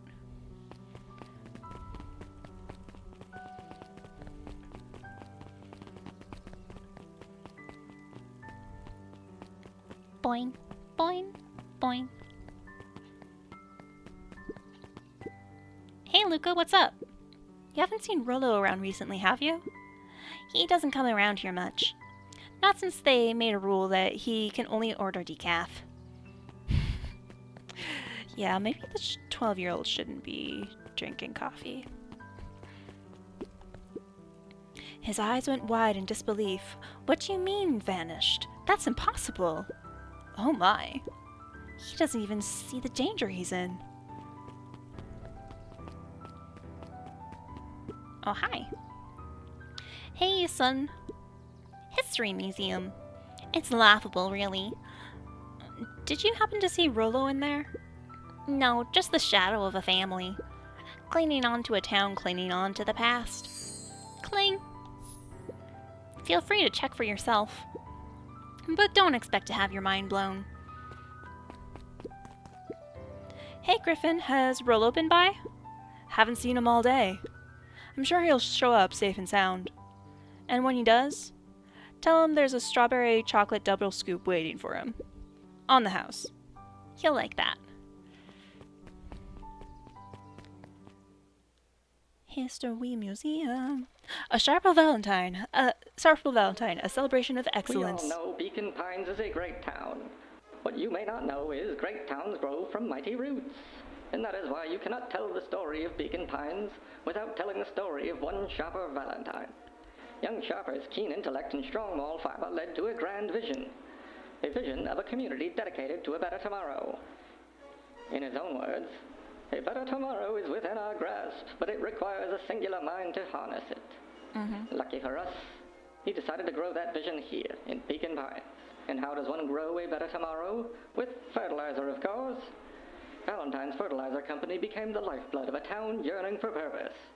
But then tragedy struck. A scientific experiment gone wrong. Not the smiley An son. accident which And then took the Sharper sad away son. from us far too soon.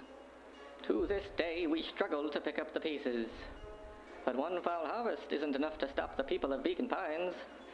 The spirit of Sharper Valentine lives on. It lives in the hearts of everyone with a dream for a better tomorrow.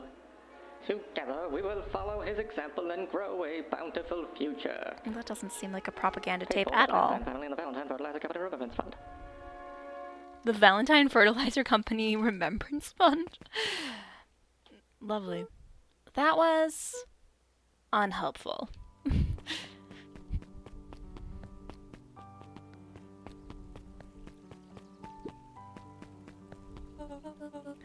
What's this about a missing child? I must stress that the situation is completely under control. It just all seems so terrible. And you're sure there's nothing we can do to help? Nonsense, young Mr. Cotter will turn up safe and sound, I am certain. You just focus on settling in. I trust my sister has supplied you with suitable lodging. Oh yes, Miss Valentine has been more than accommodating. We were just telling our daughter Beck that... Now where did she run off to?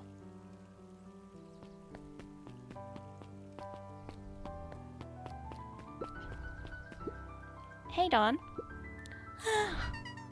Is it true about Rollo? Yeah, he didn't come home last night. I wonder if it's connected. Connected to what? I was checking in on reports about increased activity around town. What sort of activity?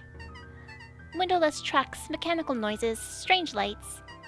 Your typical shady stuff. Who would be doing all that, and why? Well, I have a few leads. The Valentine family is always suspicious. Perennial Harvest certainly has the resources. Do you have any idea where Rollo could be? The best place to start looking is where the trail went cold. Where did you see him last? We were in Weepwood. Right by Valentine's fertilizer. I'll check out Weepwood when my shift ends. I do my best work at night. Ooh, PTX, you got Not All Downhill from Here. I don't remember anything about that book, but it must be interesting. As past me thought it was.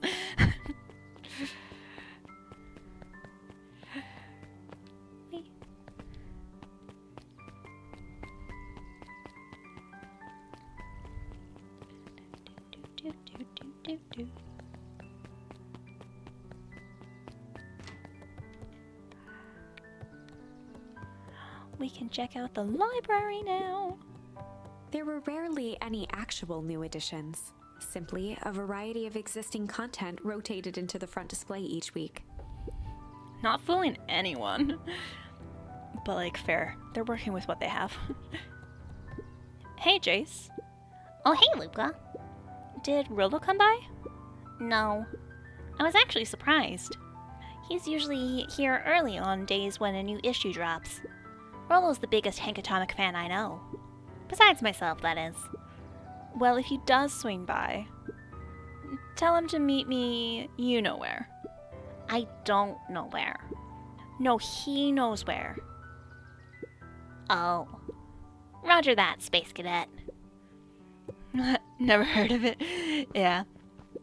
I know a decent The bottom amount. corner shelf was a dusty array of thick science books. About like most of the books in my book list, but there are so many of them that every once in a while I was like, I don't remember anything about this one.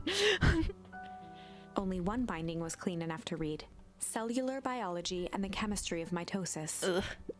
Boring. Yep. Mycological Phosphorescence. Ugh. More like complete loss of interest. Are you always this articulate? Thank you. Words are hard.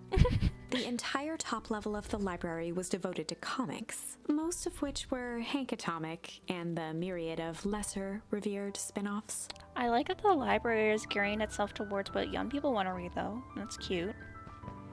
Making sure that the kids get things they want to read. Water. Thanks for the water, Elfie. And the stretch cheese. I like to move it, move it. I like to move it, move it. You like to move it. I like to move it, move it. I like to move it, move it. I like to move it, move it. You like to move it. I like to move it, move it. I like to move it, Oh, the move it. cobs I I've like to eaten. move it, move Thank it. you. You like to move it. I like to move it, move it. It I played like to twice? move it, move it. You like to move it. I don't know why it played twice. It shouldn't have done that. I like to move it, move it. You like to move it. I like A to move it, salad-centric move it. travel guide for the mildly adventurous. I like to move it, move it. You like to That's a streamer Kara's best care. Yee.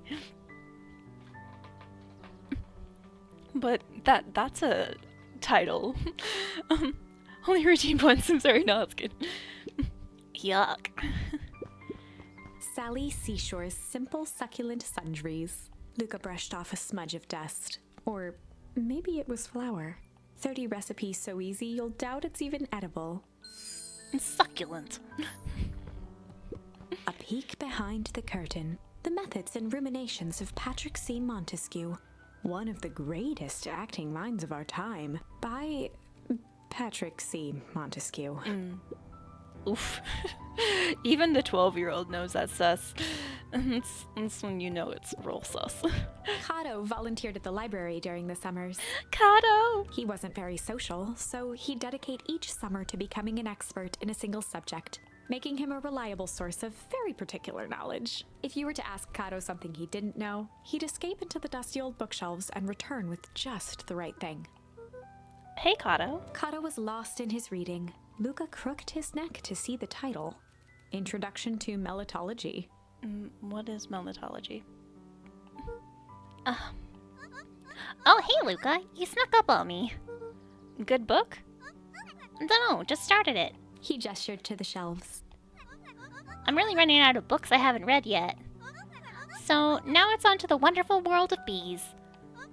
Turns out, bees are pretty cool.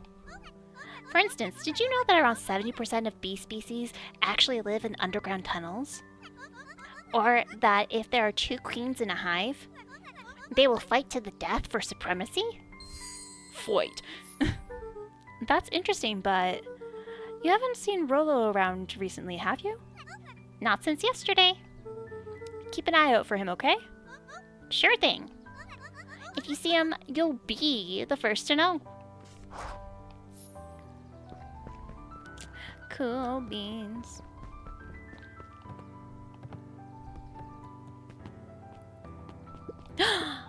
What sort of monster puts candy behind a locked door?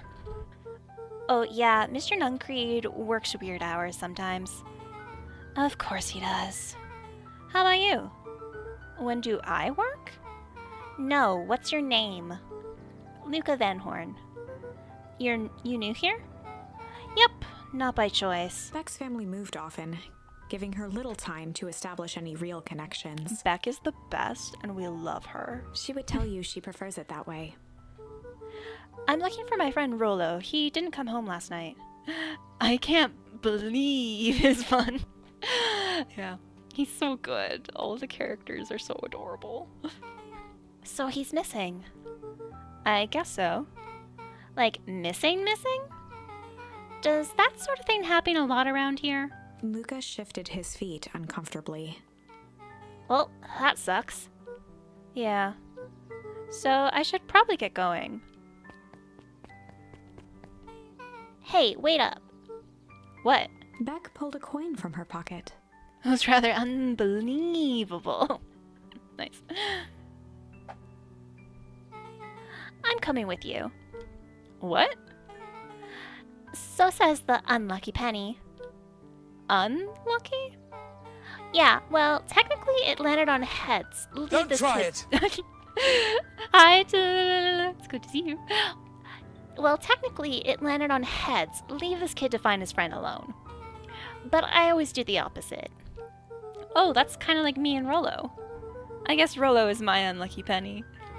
That settles it. A person should never be without their unlucky penny. Let's go find him. My name's Beck. Pleasure to meet you, Beck. I suppose I could use some help. Try to keep up. Ah, we got a friend. We got a little friend. Joey, have you seen Rollo around? No, sorry, Luca. I've had my eyes in the dirt looking for beetles. I can't seem to find any. He never came home last night. Do you think it's because it's been colder than normal? I don't see why that would have anything to do with Rollo. No, the beetles. Do you think the temperature confused their circadian rhythm or something? Who's to say? I'm no beetleologist. Just keep an eye out for him, would ya? Of course. Boing, boing. Beck doesn't bounce with us, and it's sad. Dang, they boarded up the way in. They knew we were there. That's sketchy. Luca felt a chill as he approached Beck. Friendo! Her eyes were locked on the strange green liquid.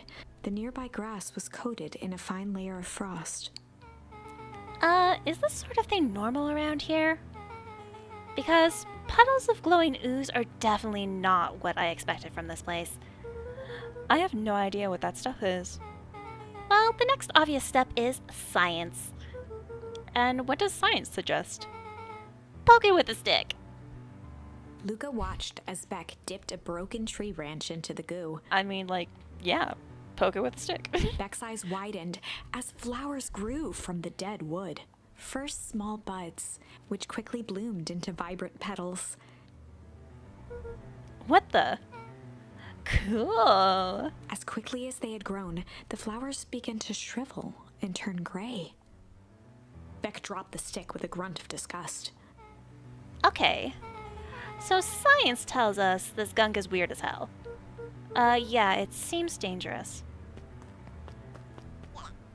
Hey, Tish, look what the cat dragged in. Yup. I don't have time for this right now, Iggy.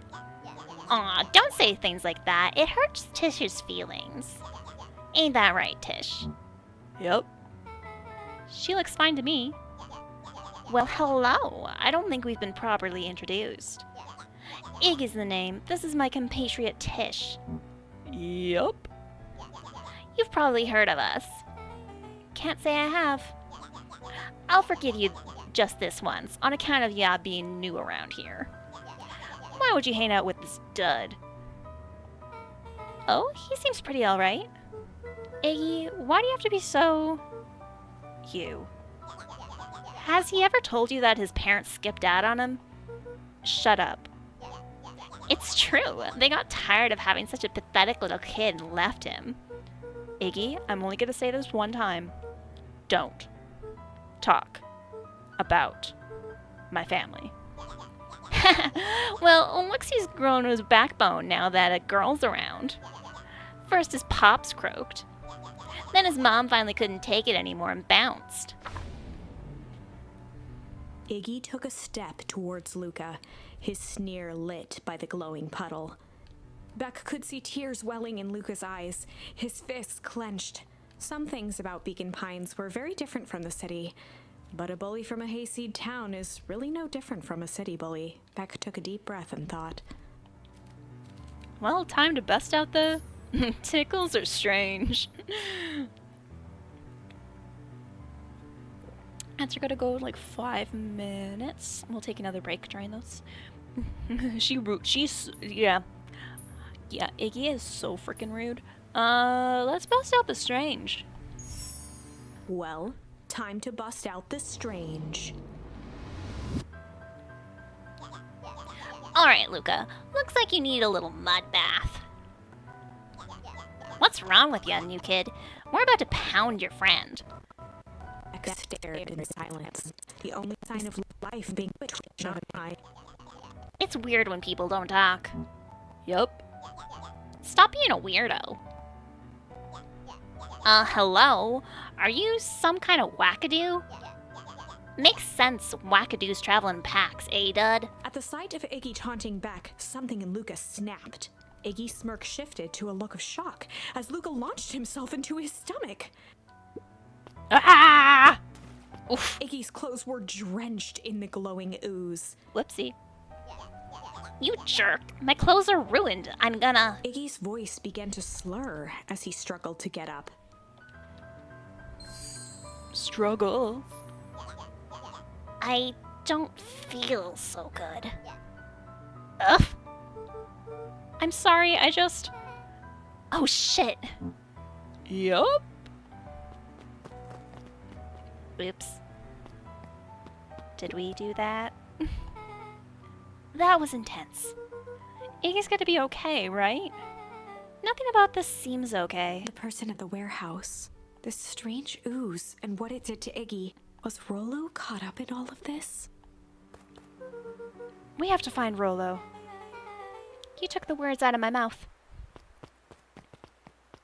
Oh, we can't. I was like, can we walk in the ooze? We cannot walk in the ooze. Which is probably a good thing. Can't even jump over the ooze.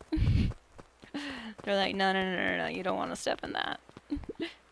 Property of Valentine Fertilizer Company. Bales! Hi! Hi!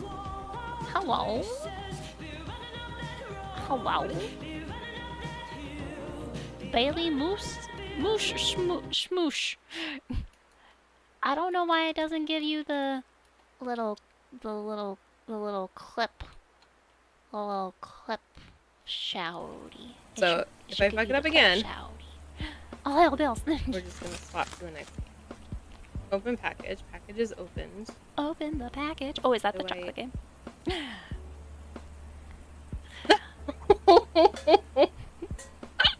That's it. We're done. That's it. We're done. But how was your stream, Bailey? How were things? Boba Simulation Game. Oh, that was. Oh, yeah. I hope stream. Okay, it said that my bit rate like dropped by like a lot. So like, oh no, oh no. Sounds like a conspiracy against grapefruit. Bales might like it. It's a demo. Maybe it is. Big grapefruit has a grapefruit will conspiracy never against me. succeed because of the antidepressant industry. Damn. Yeah, everyone's been having grapefruit so OBS much that they issues. found out that recently. you can't have it with antidepressants. They find out the hard. Man, I really like this grapefruit. Why do I feel depressed all of a sudden? Not that All of a grapefruit sudden, damn. research has found. Yeah. But how was stream, Researchers found out fucking grapefruits. How were More things? at 10. How was Call of Boba? Oh, God, why is that so I'm funny? Because it's night. I'm gonna snooze Oh, ads because gosh. they're gonna start. Is everybody getting But loopy? no, What's we'll going on here?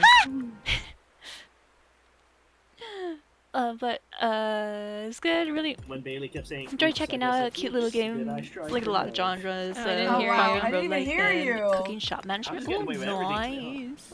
No. I ran out of energy. Not everything. Oh, I ate sap and I lost more energy now. I have definitely I have never to done clip that. that. I have to clip that. I have never That was genuinely hilarious. eaten something that could get me to lose energy when I was trying to gain energy. I've never done that before, ever in my life. Absolutely not, never. The trick is to do it when you're already out of energy. Because, like, in Roots of Pacha, there are some things, like, you could eat pine cones or mushrooms, and they could give you energy, when they could also cause you to lose energy. The trick is to eat those when you're already out of energy. So then if you lose energy, you're not really losing anything, right? It's the strat. Big brain. But I hope you enjoyed it. I'm pretty sure I've seen the cover art for that game, and it's really cute, which is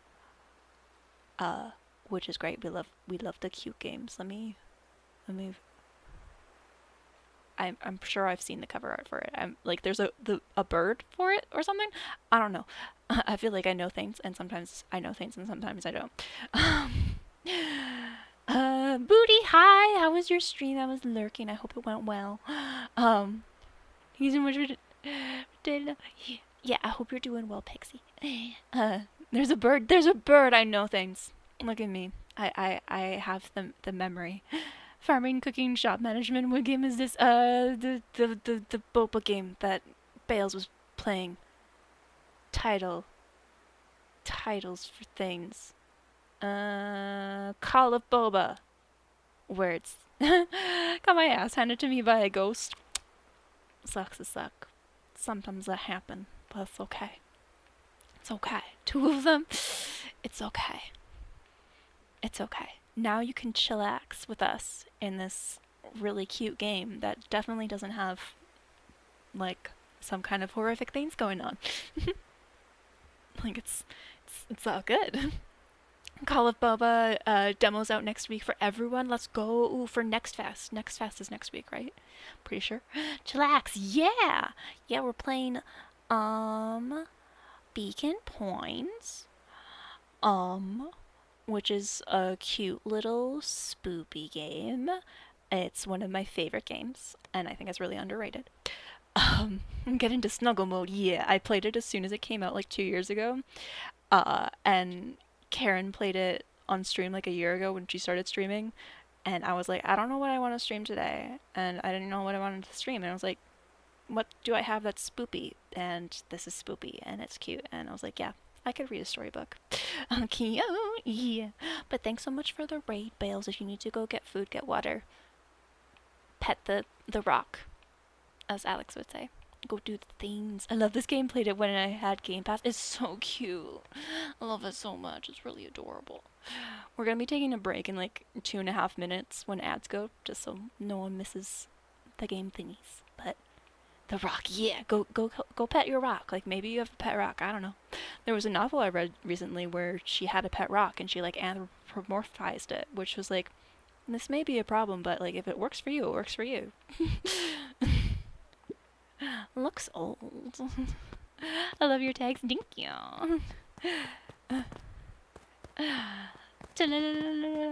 But yeah, we just met Beck, and we kind of shoved a kid into a bunch of goo, and his face kind of started to disintegrate. So that's fun.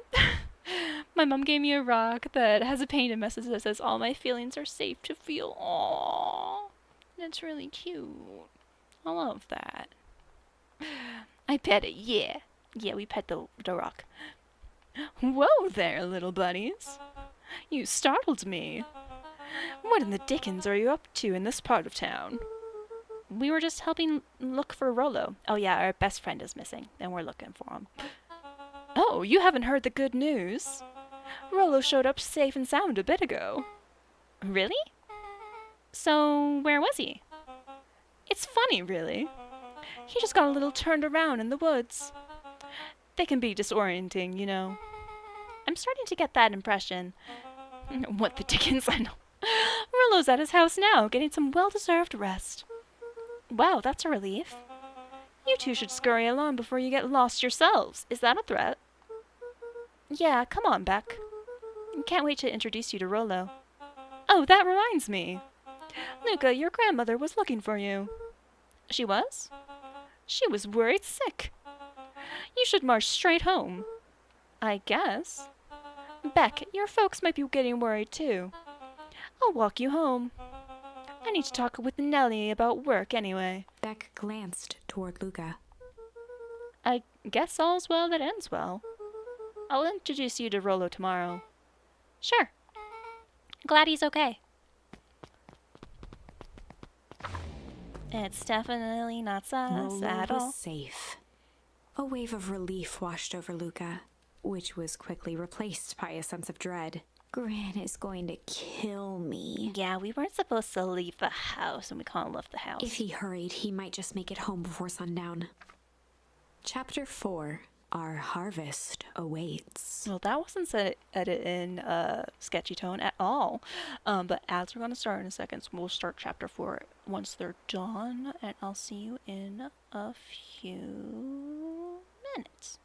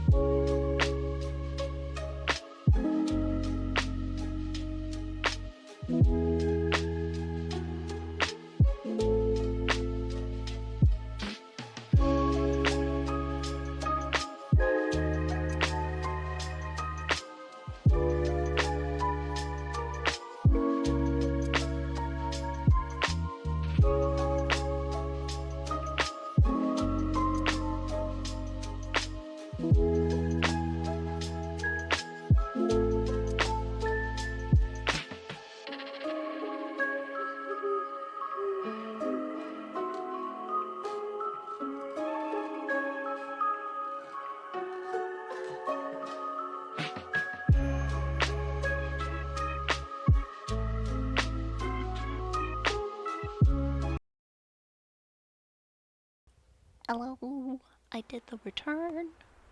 Thanks for the alert, Carly. Ooh, and you got Unequal Affections. That's another one of my favorite Pride and Prejudice retellings. That's also set in the 19th century. And that one, Elizabeth accepts Mr. Darcy at his first proposal. So it's got a bit of a different arc to their story. And hi, Pete's! I saw a Pete's! There's a Pete's! Go follow Pete's. I feel like I can never catch Pete's streams because time zones suck. Time zones are the worstest. Had food now full of energy to make inappropriate jokes. Let's go. Noise. Is that a kitty? It's a kitty. I love kitty. I now have a Nothing to cat run away in with my this room, time? too. Very good. Phoebe came to say hi when I was coming back to my room. Aw, well, kitty. Let me just shove this up there. And we're getting into chapter 4. I think I might do like another hour or so because it is getting late for me. It's like 9:30. So I might do like another half hour to an hour. And then we'll be done for the day. Luca took a deep breath and gingerly opened the door, steeling himself for Gran's wrath. Sorry, super eepy today. No worries. I have also been like really tired. Streaming's making me a bit more alert. But before streaming, it's like I'm just kind of sitting here disassociating. Not thinking about anything, not doing anything. So it's okay. No worries. Set my alarm early today to try to adjust to daylight savings and ended up snoozing the alarm and slept even later. Mood. Yep. Like today, I think part of the reason why I'm tired is because today I actually woke up at my alarm at like 9 o'clock in the morning, and didn't stay in my bed until like 8 p.m. like I did for the past 2 days. So that's part of why I'm tired. So, yeah. Daylight savings, and I'm not dealing with daylight savings right now. Daylight savings is stupid, and like we don't need it anymore. I don't think. But it's okay, Pete. You could just like snuggle up with cozy spoopy story game with us. Gran, I'm home. Everything's fine. Always messes me up. Yeah. I don't think it really has a purpose anymore, because if I understand correctly, we used it before to deal with like more farming centered societies, right? But electricity exists, so do we really need it anymore? I don't know. Maybe I don't know things, but like it's stupid. Gran, where is Granny? Also, I just heard my door creaking and it freaked me out, but it's just Dorito the cat coming to say hello and rub his face against my feet because he's got a weird foot fetish. Hi, kitty.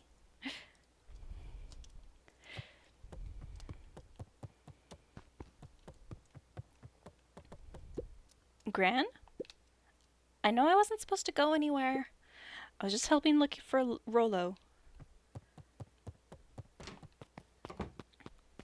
Where's our grandmother? We're all alone.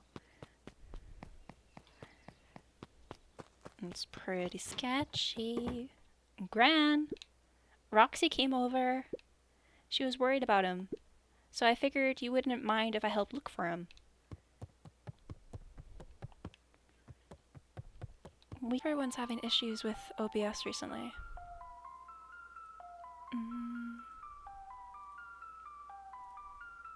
Okay, did things come back? It looks like things came back. OBS just completely dropped for a second. And I don't know why. It's been doing that.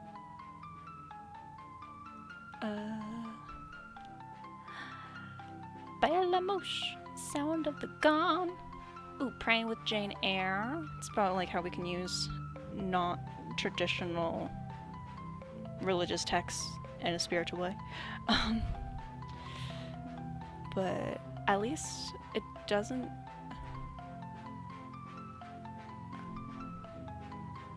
Oh, okay. I thought for a second that it was still in the same session on Twitch, so that would mean that ads wouldn't run again. But it looks like ads are probably going to run again at some point soon because it did drop. Because things are stupid, and I don't know why OBS hates everyone.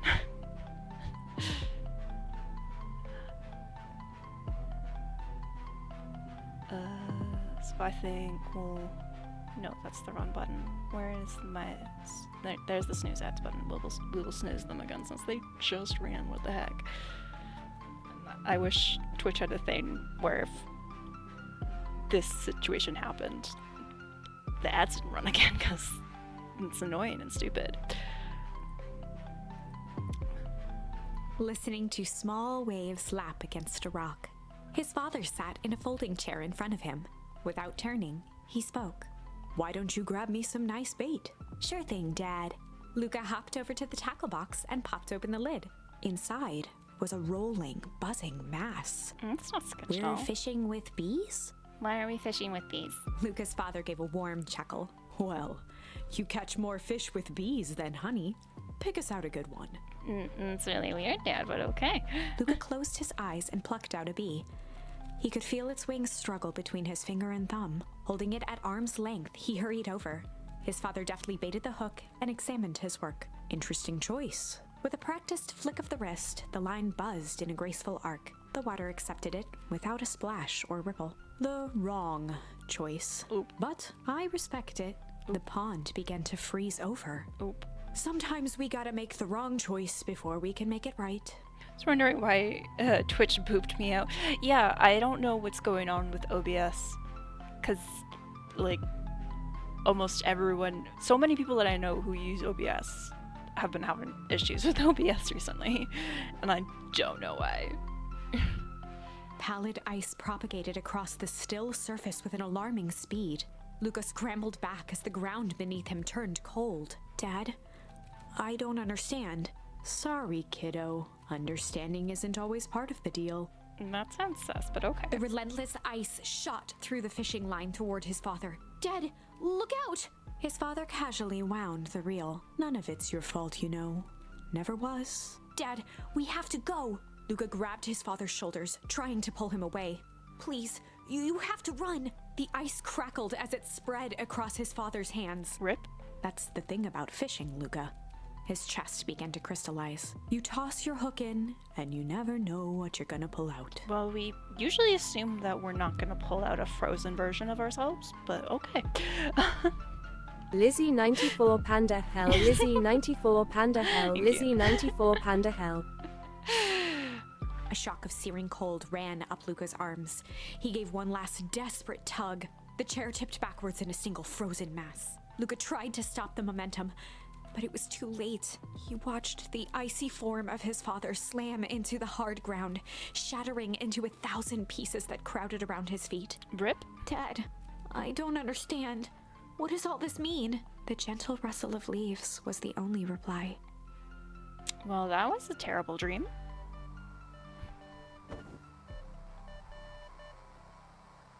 Nice little Luca's nightmare, eyes kiddo. struggled to focus on the walkie-talkie. Rollo? Faintly, he could hear Rollo amongst the noise. Luca. Rollo, is that you? Luca. There? Rollo, it's the middle of the night. Luca, thank God. Listen, I don't know how long this thing will work down here. Down here? Rollo's voice was coming through more clearly now, but some words were still just static. Listen to me. Someone grabbed me yesterday. What? The man in the hazmat suit? It was... took me to some sort of... I think I'm underground. Underground? Are you okay? Kinda. They seem more interested in, for now, at least. Mr. Kerr said you made it back home safe. Kerr? No. Trust. He's... Hold on, someone's coming. The signal went silent. Rolo? Rolo, where are you? Luca held still, waiting for a response, his pounding heartbeat marking the passage of time. Okay, I think they're gone. Getting worse. I can barely hear you. Rolo's voice began to fade. Losing signal. Not much time. Mission control. You need to... The treehouse. The treehouse. With that, the signal died for good. What was he trying to say about the treehouse? What's at the treehouse? The antenna. He wants me to use the antenna in the treehouse to get a better signal.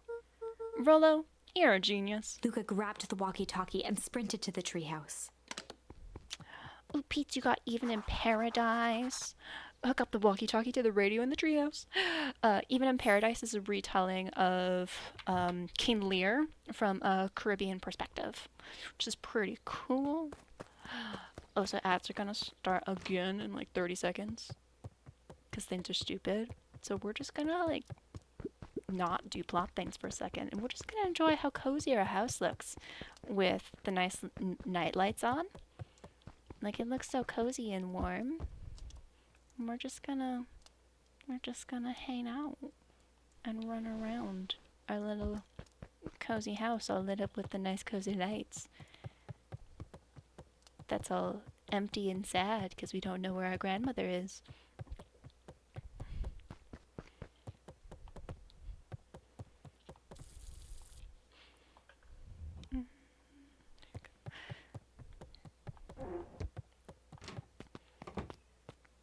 And dark creepy Gordon.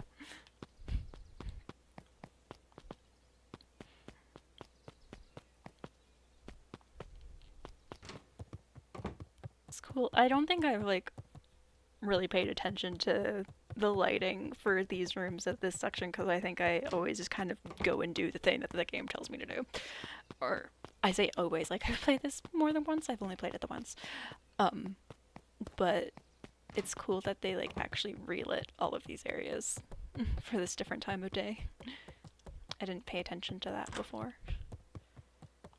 I was just like, oh, plot. We go do plot.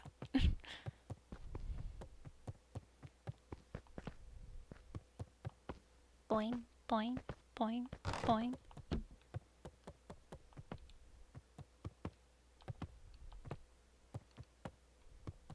Boing.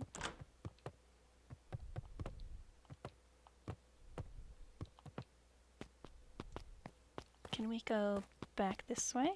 No. The game doesn't let us go back that way. Okay. Boing. I just love jumping in this game. It's really good.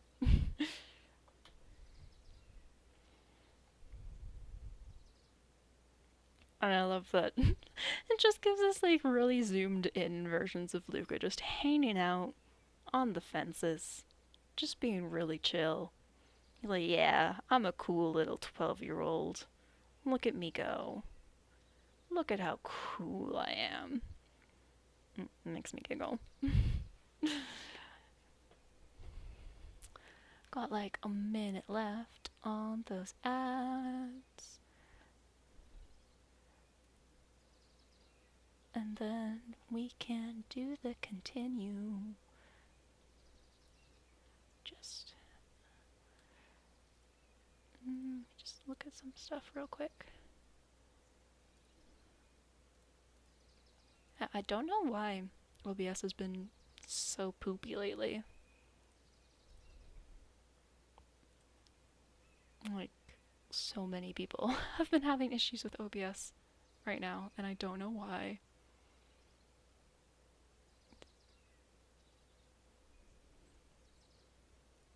But it's just how it goes, and there's nothing really that I know that I can do about it, and we just gotta deal.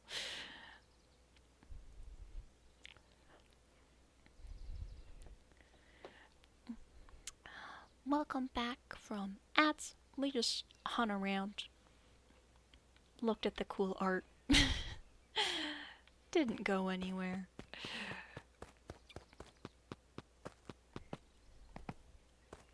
We jumped around because Luca's jump is really satisfying.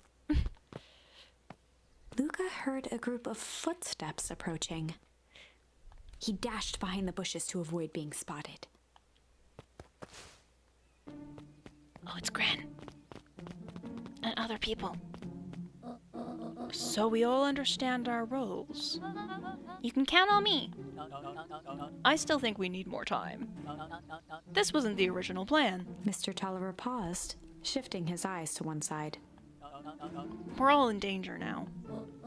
I, for one, refuse to sit idly by while that danger persists. Refuse. Hiram, you just keep your wits about you. Mr. Tolliver took one long, quiet breath. You're right. I can count on me. You can count on... you can count on me. That's very different than I can count on me. I can read. I just wish we could have made that deal with Era's Valentine. Her resources would have still come in handy.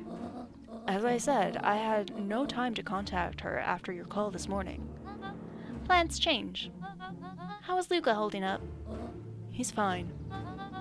We shouldn't lose sight of the fact that this is all... I know very well what all of this is for. We have no choice. Operation Sparkplug has a new objective. Are we in agreement? The three shared a determined look. Good. We'll reconvene after the festival. Granny's got a secret little heist thing planned.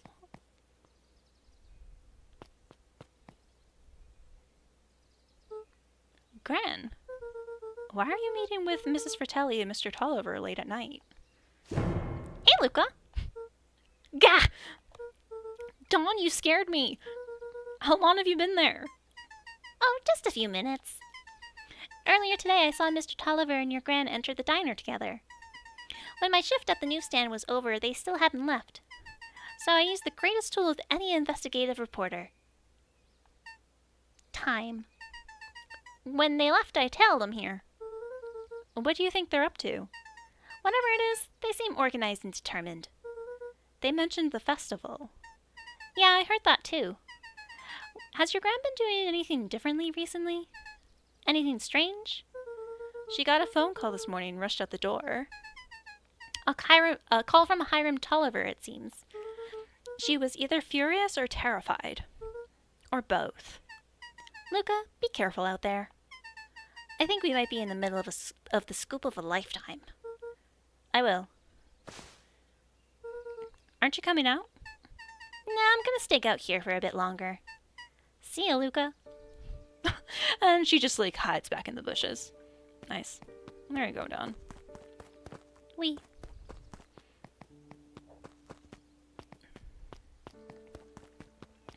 Oh, hi. I did it. I changed the sign. Splendid. Did anyone see you? I don't believe so. You were right. It was simple enough to just rearrange the letters. Odd choice for a prank, though. In situations such as these, odd is good. The two boys shared a mischievous grin. I can't wait for everyone to see the big reveal. It should be quite memorable. Let's make ourselves scarce for now. I can't remember what they did. I'd better hurry up to the treehouse. I'm assuming it had something to do with the historical, like the museum display, because that was where the one kid was. Oops, that's not what I meant to do. But I don't remember the specifics.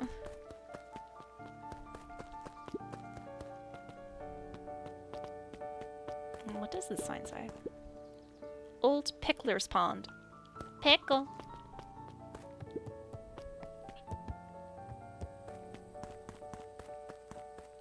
Boing, boing, boing.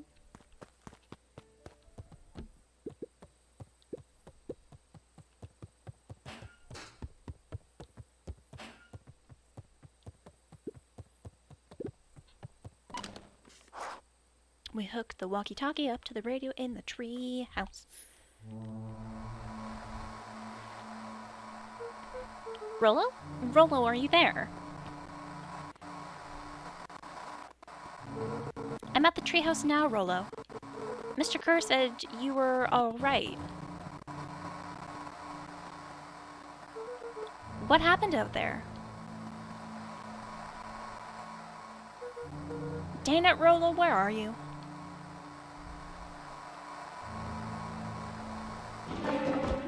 Uh-oh. Why that move like that? Who's there? Luca could only see a cloaked shape behind the rocket. I've got weapons in here. So you better come out right now. He strained to hear as a muffled voice began. Weapons. How could you hurt something that's already dead? Fear gripped Luca's throat. Who are you? What, you don't recognize me? I guess I don't even recognize myself anymore. Luca stared at the ground for a moment, trying to place the dampened voice. The figure shifted slowly from behind the rocket, revealing itself to Luca. I'm a monster. And now they hunt me like the beast I am.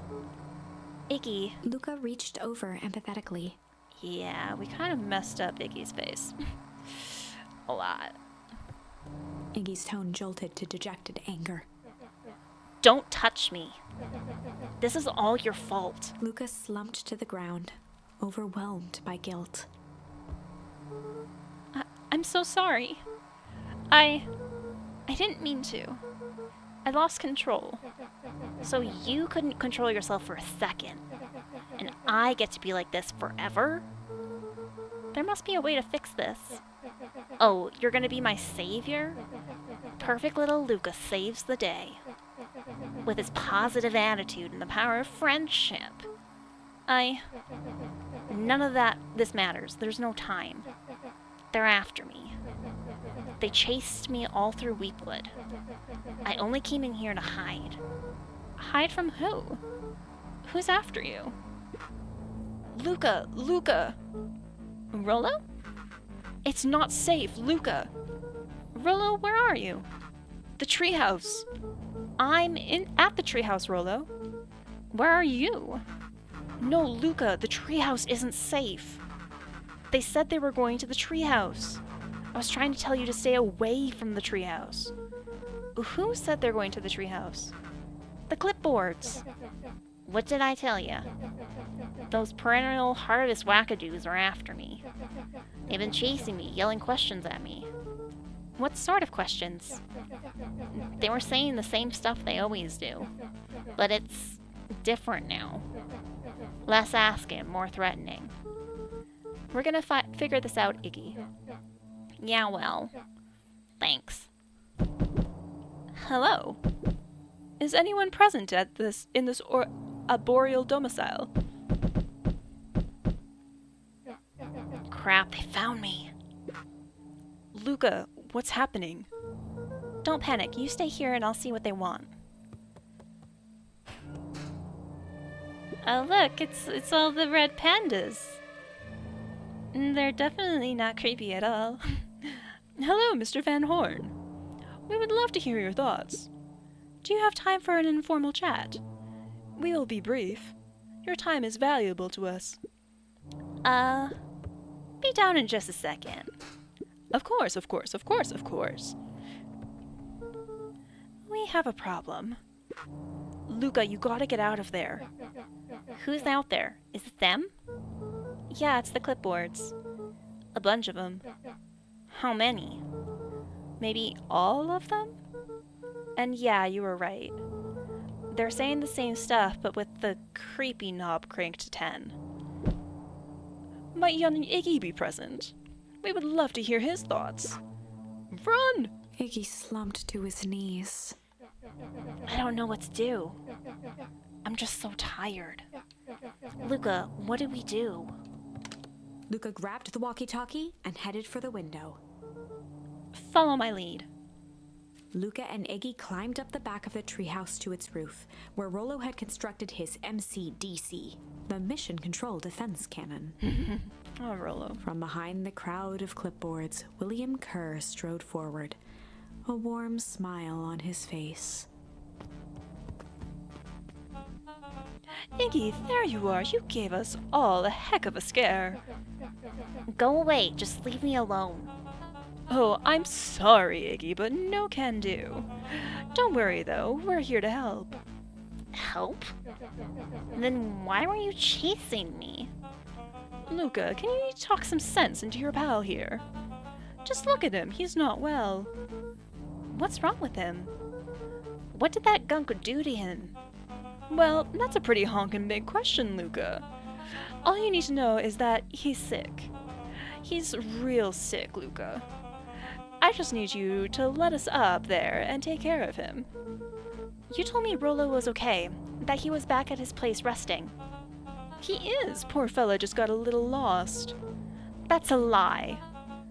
That's a hurtful thing to say, Luca. I thought we were buddies.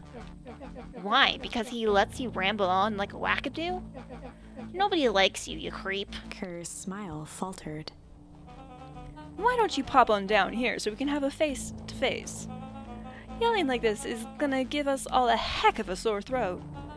And who wants that? Luca's grip tightened on the MCDC. What did you do to Rollo, you liar? Well, shucks, Luca, the only teeny tiny fib I told you was that he was at home. He is resting and he is perfectly safe. For now, at least. What happens to him next is up to you, Luca. Look around. You're in quite the pickle, and I am the only person in the whole wide world who can help you. You get to decide how this ends. Dun dun dun. Luca's mind raced. He was caught in a trap. What do you do when there's no hope? He wiped his cheeks with a sleeve.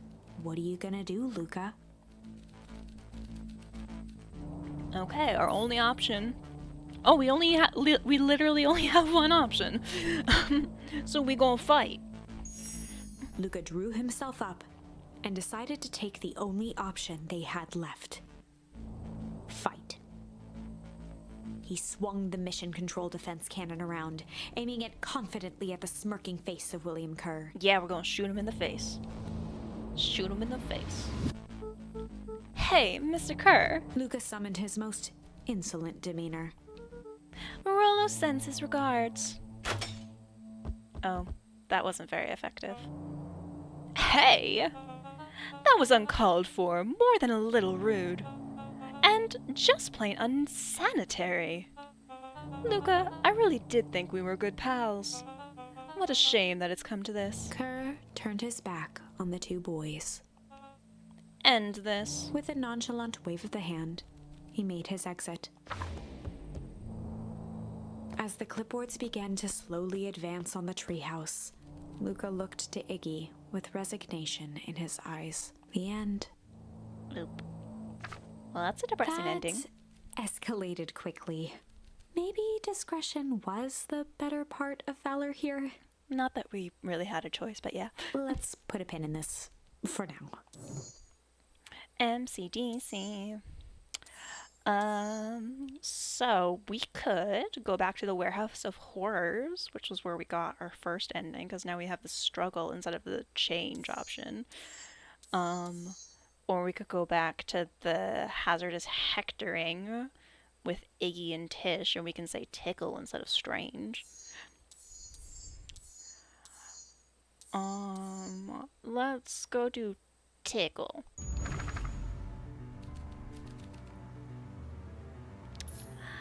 Becca's gonna bust out the tickles. Well, time to bust out the tickles.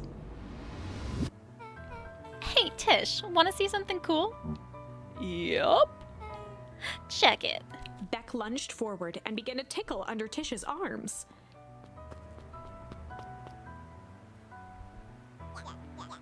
What the? Tish, is she tickling you? Yup. Yup. Yup. Tears began to form in Tish's eyes as she gasped for breath between gales of laughter. Yup, yup, yup. Beck redoubled her efforts until Tish finally had had enough. Yup. What just happened? She seems nice. Sorry for the interruption. I think you were just threatening us? Iggy's eyes darted around, a realization dawning on his face that he was now outnumbered. I just remembered. I have somewhere to be. Mm-hmm. See you around, new kid. Iggy kicked at the puddle before making his escape. No! Whoa! What a little creep. Beck, I think you got a little ooze in your hair. Beck shook the ooze out of her hair as best as she could. Is it bad? It depends. What are your feelings about having a more mature, refined look? Oh god. Yeah, Beck, you kinda got Chapter some 4. white hair there. The best policy. Oh, the best policy. And now the chapter is different, because I think before chapter 4 was like the... What was it? It was one of the things the clipboard said. Best harvest or something? I don't remember. Luca paused for a moment, catching his breath. He'd only just met Beck, and somehow he already managed to drag her into this mess. Hopefully he could make it up to her. But finding Rollo was his primary concern.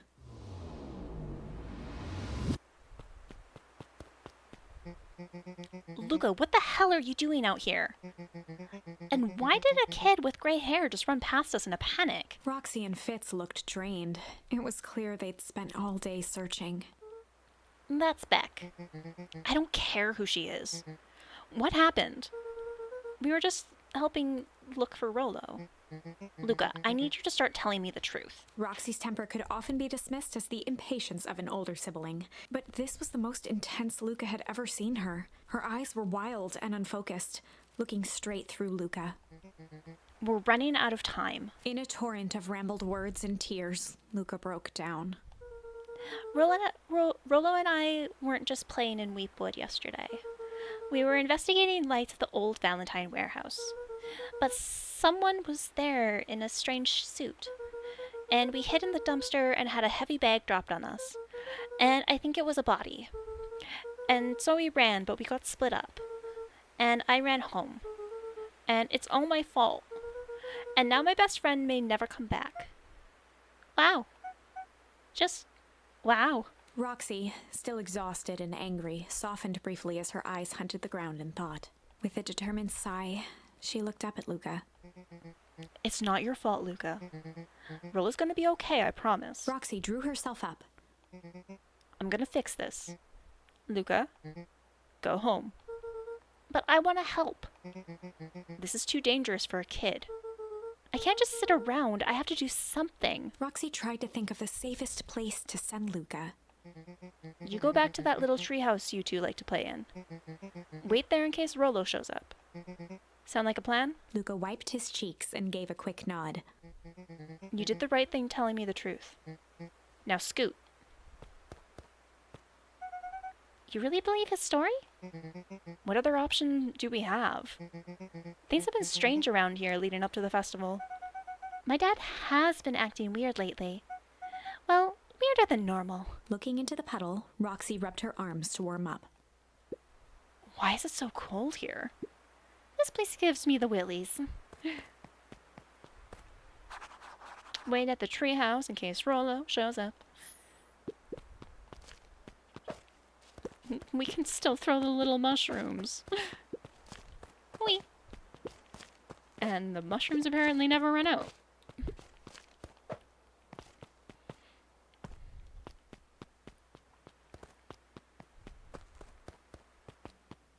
We can still go this way. Can we go talk to Beck?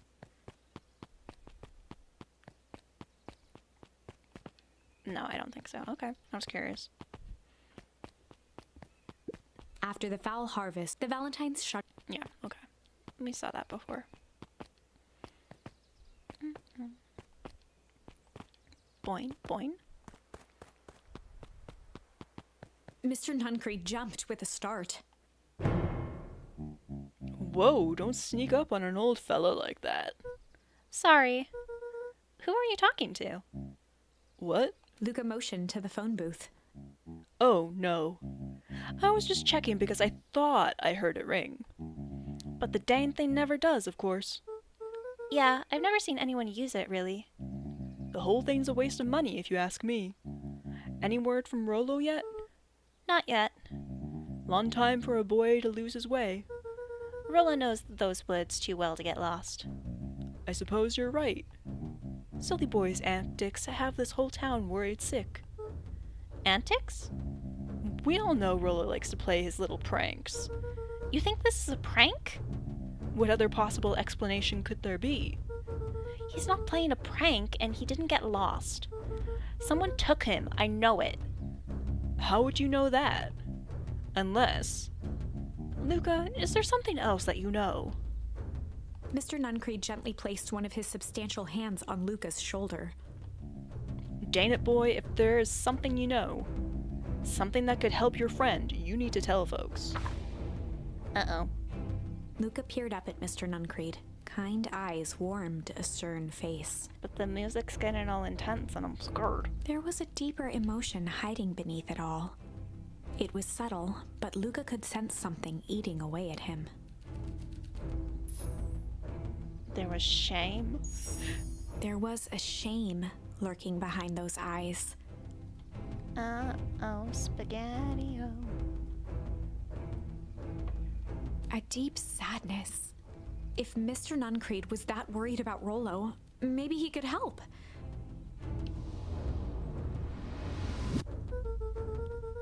Yesterday, Rollo and I were messing around at the old Valentine warehouse. Mr. Nuncreed raised an eyebrow. Both of you? You were with Rollo when he went missing. Not exactly. I was hiding in the dumpster. The dumpster? What were you doing in there? At first, we were just looking around. Then someone in a strange yellow suit came and dumped something on us. We both got scared and ran. That was the last I saw of him. You got scared by some garbage. Well, that's why you don't go skulking in someone's dumpster. But it wasn't garbage. I think it was a body. I'm sure it was just some trash. No, there was a name tag. It said Deep Engineering. Mr. Nuncreed's shoulders slumped. I wish you wouldn't have said that. A deep sigh bellowed from his chest. Uh-oh. Mr. Nuncreed, why do your face get all scary? Why did you have to... I tried, Luca. God knows I tried to keep you safe. Luca attempted to take a step back, but Nuncreed's hand clamped down on his shoulder. But you Van Horns just can't help yourselves, can you? We were all so close to being done with this. With a firm shove, Nuncreed manhandled Luca into the phone booth. What are you doing? It's out of my hands now. The door latched shut with a mechanical hiss. Shit. Uh-oh. As Luca pounded the glass, the floor dropped from under his feet. The inside of the phone booth was now a loose capsule plummeting at gravity's whim. Luca winced and pressed his hands to the walls. As he braced for impact, the capsule hurried to a surprisingly smooth stop. He felt a cold rush of air and opened his eyes with hesitance. Two large figures in hazmat suits occluded his view. Luca heard the deep, resigned voice of Mr. Nuncreed over an intercom. He knows too much. The end. Well, that was depressing. Wait. No. This isn't the end. I know there's still much more. Somehow this went wrong. Okay, let's try something else. Windows to the soul. So yeah, this is part of the gameplay loop. You basically have to go back to all of the different branches of the tree in order to find all of the charms that you've missed. So you can continue different parts of the storyline. So we gotta go back to the Warehouse of Horrors to use the struggle option. So this is going back to like the first ending we got. So it's a lot of back and forth, which makes it kind of difficult to piece the whole story together, but in a fun way. This is a story about struggle. Luca could hear a machine humming somewhere nearby. He felt around wildly, searching for something, anything that could help. His hands found a hard object, maybe a tile. He yanked it free, lifting the cold stone. Let me go! Lucas swung the tile as hard as he could at the shape that still held fast to his leg. He heard the crack of glass as the stone hit the assailant's mask. With a muffled yelp, the hand let go. Luca was free and scrambled to the door. He never looked back once on the long run home. Let's go, Luca. Chapter 3. Everything's fine. Everything's fine. Don't worry about it. Everything's fine. Everything's The good. next morning, it was quieter than usual at the breakfast table. Only the sound of silverware and chewing interrupted the awkward silence. I finished jarring a mess of jam last night. Uh-huh. So that'll need to be delivered into town today. Okay. So, what did you and Rolo get up to yesterday? Oh, Rolo had things to do, so I just sort of poked around town. I've set the jam down by the front door. There's 2 batches to drop off. Mm-hmm. One for Mr. Tolliver at the Bag and Wag. Deliver jam to Mr. Tolliver. And another for Mrs. Fradinelli at the diner. Oh, and Mr. Nuncreed. He said he wanted some more. I suspected as much. Yes, he seems to have taken a particular interest in my jam. There are some extras in the basket for that enthusiastic gentleman. Just make sure Fratelli and Tolliver get the ones on top. No problem. Off with you now, while the day is still young. Okay, Grandma. You didn't yell at me for leaving the sink on this time, but okay.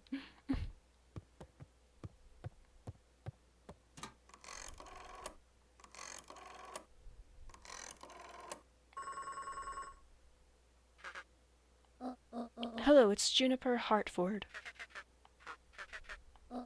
Before you hang up, just hear me out. I have a business proposition. The simple matter is we both have the same problem that needs solving. Very well, we can meet tonight. Because in this reality, she doesn't get the call about Rolo being missing because Rolo's not missing. Rolo went home. Okay. Sorry about yesterday. Roxy can be so annoying. But good news, no more boring chores for me today. Did you make it to the old Valentine warehouse? So, what did you find? Give me the dirt. Nothing, something happened. There was someone else there. What? Who was it? Was it aliens? I knew it would be aliens. No. Zombies? No. Alien zombies? What else could it possibly be? Rolo, I gotta deliver these into town first. We can catch up after. Ooh, is it a whole thing? It sounds like a whole thing. Yeah, we shouldn't talk about it here. Meet me at the treehouse tonight. I'm not sure what this treehouse is that you speak of. Meet me at Mission Control. Roger that, Space Cadet.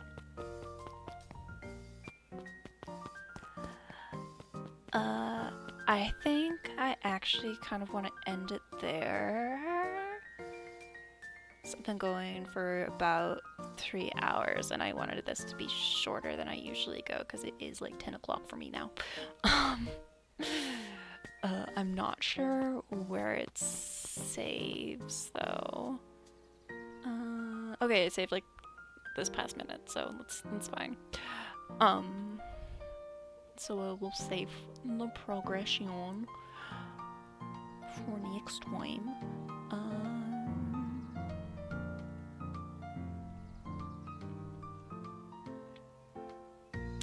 Let me... I swear, some of the stuff in Stream Manager, Twitch has been messing with it, because I used to have these buttons and quick actions that weren't there when I just went looking for them, which is annoying. But yeah, we're gonna pop over here, and I'll exit out of the game. It's probably loud for you, sorry. and we'll continue that another time. Because I really love that game. And look for someone to raid really quickly.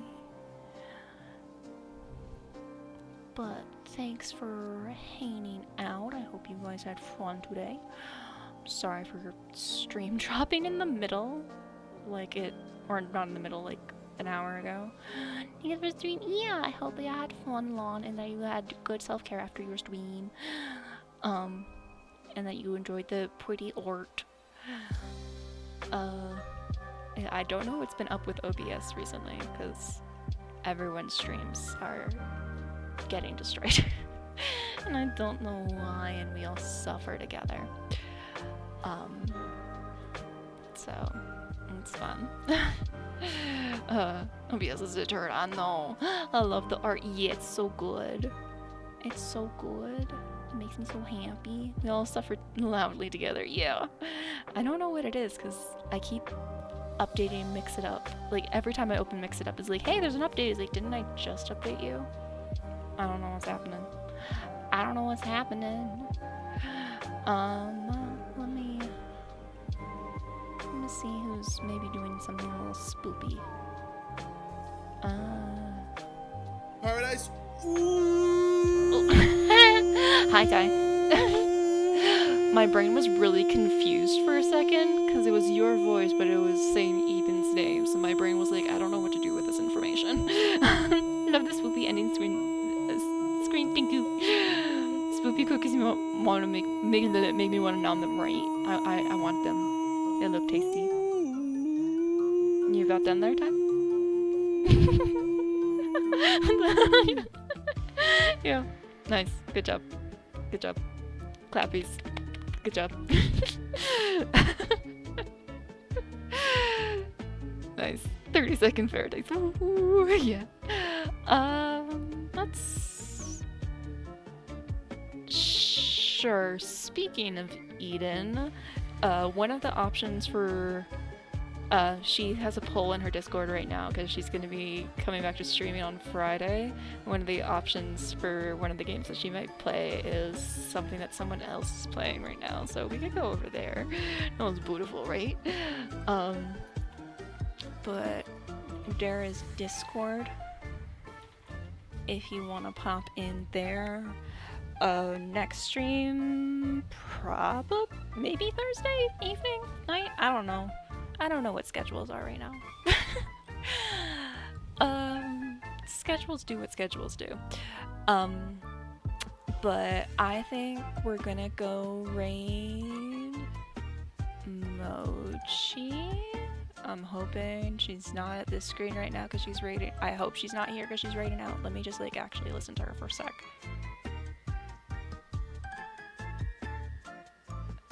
It sounds like she might be raiding out, so not Mochi.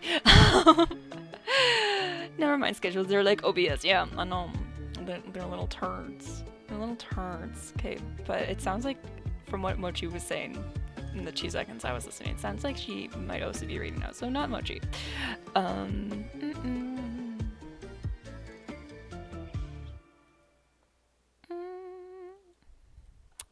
I am indecisive, but let me see. I don't know, I'm just gonna pick a person and go with it. Let's send some peoples over to Canadian streamer friend Tatsi. She's playing Silent Hill 2, and she's got spoopy makeup. Yesterday it was like ghosty ghost, and today it is demon clown. I'm not really sure, but it's something else, and it's spoopy, and it's a little disturbing. But that's just Tatsi. Yeah, and I'm gonna just like copy her name because I'm scared with the way that she has capitalizations and stuff that I'm going to do it wrong. Let me just copy paste. There we go. We'll go right Totsy. She's playing Silent Hill 2, the remake. She's played it for a couple streams, so if you don't want spoilers, totally understand if you want to step out. But otherwise, come say hi to Totsy, and I'll see you tomorrow in Kara's stream, and maybe in one of my streams on Thursday. I don't know. We'll see. Life be lifing, and we don't know what's happening one day to the next. But yeah, I hope you guys had fun, and I will see you soon. Wonderful evening, is you too long? One day at a time. Yeah, that's all we can do right now. We'll see you later. Bye boys.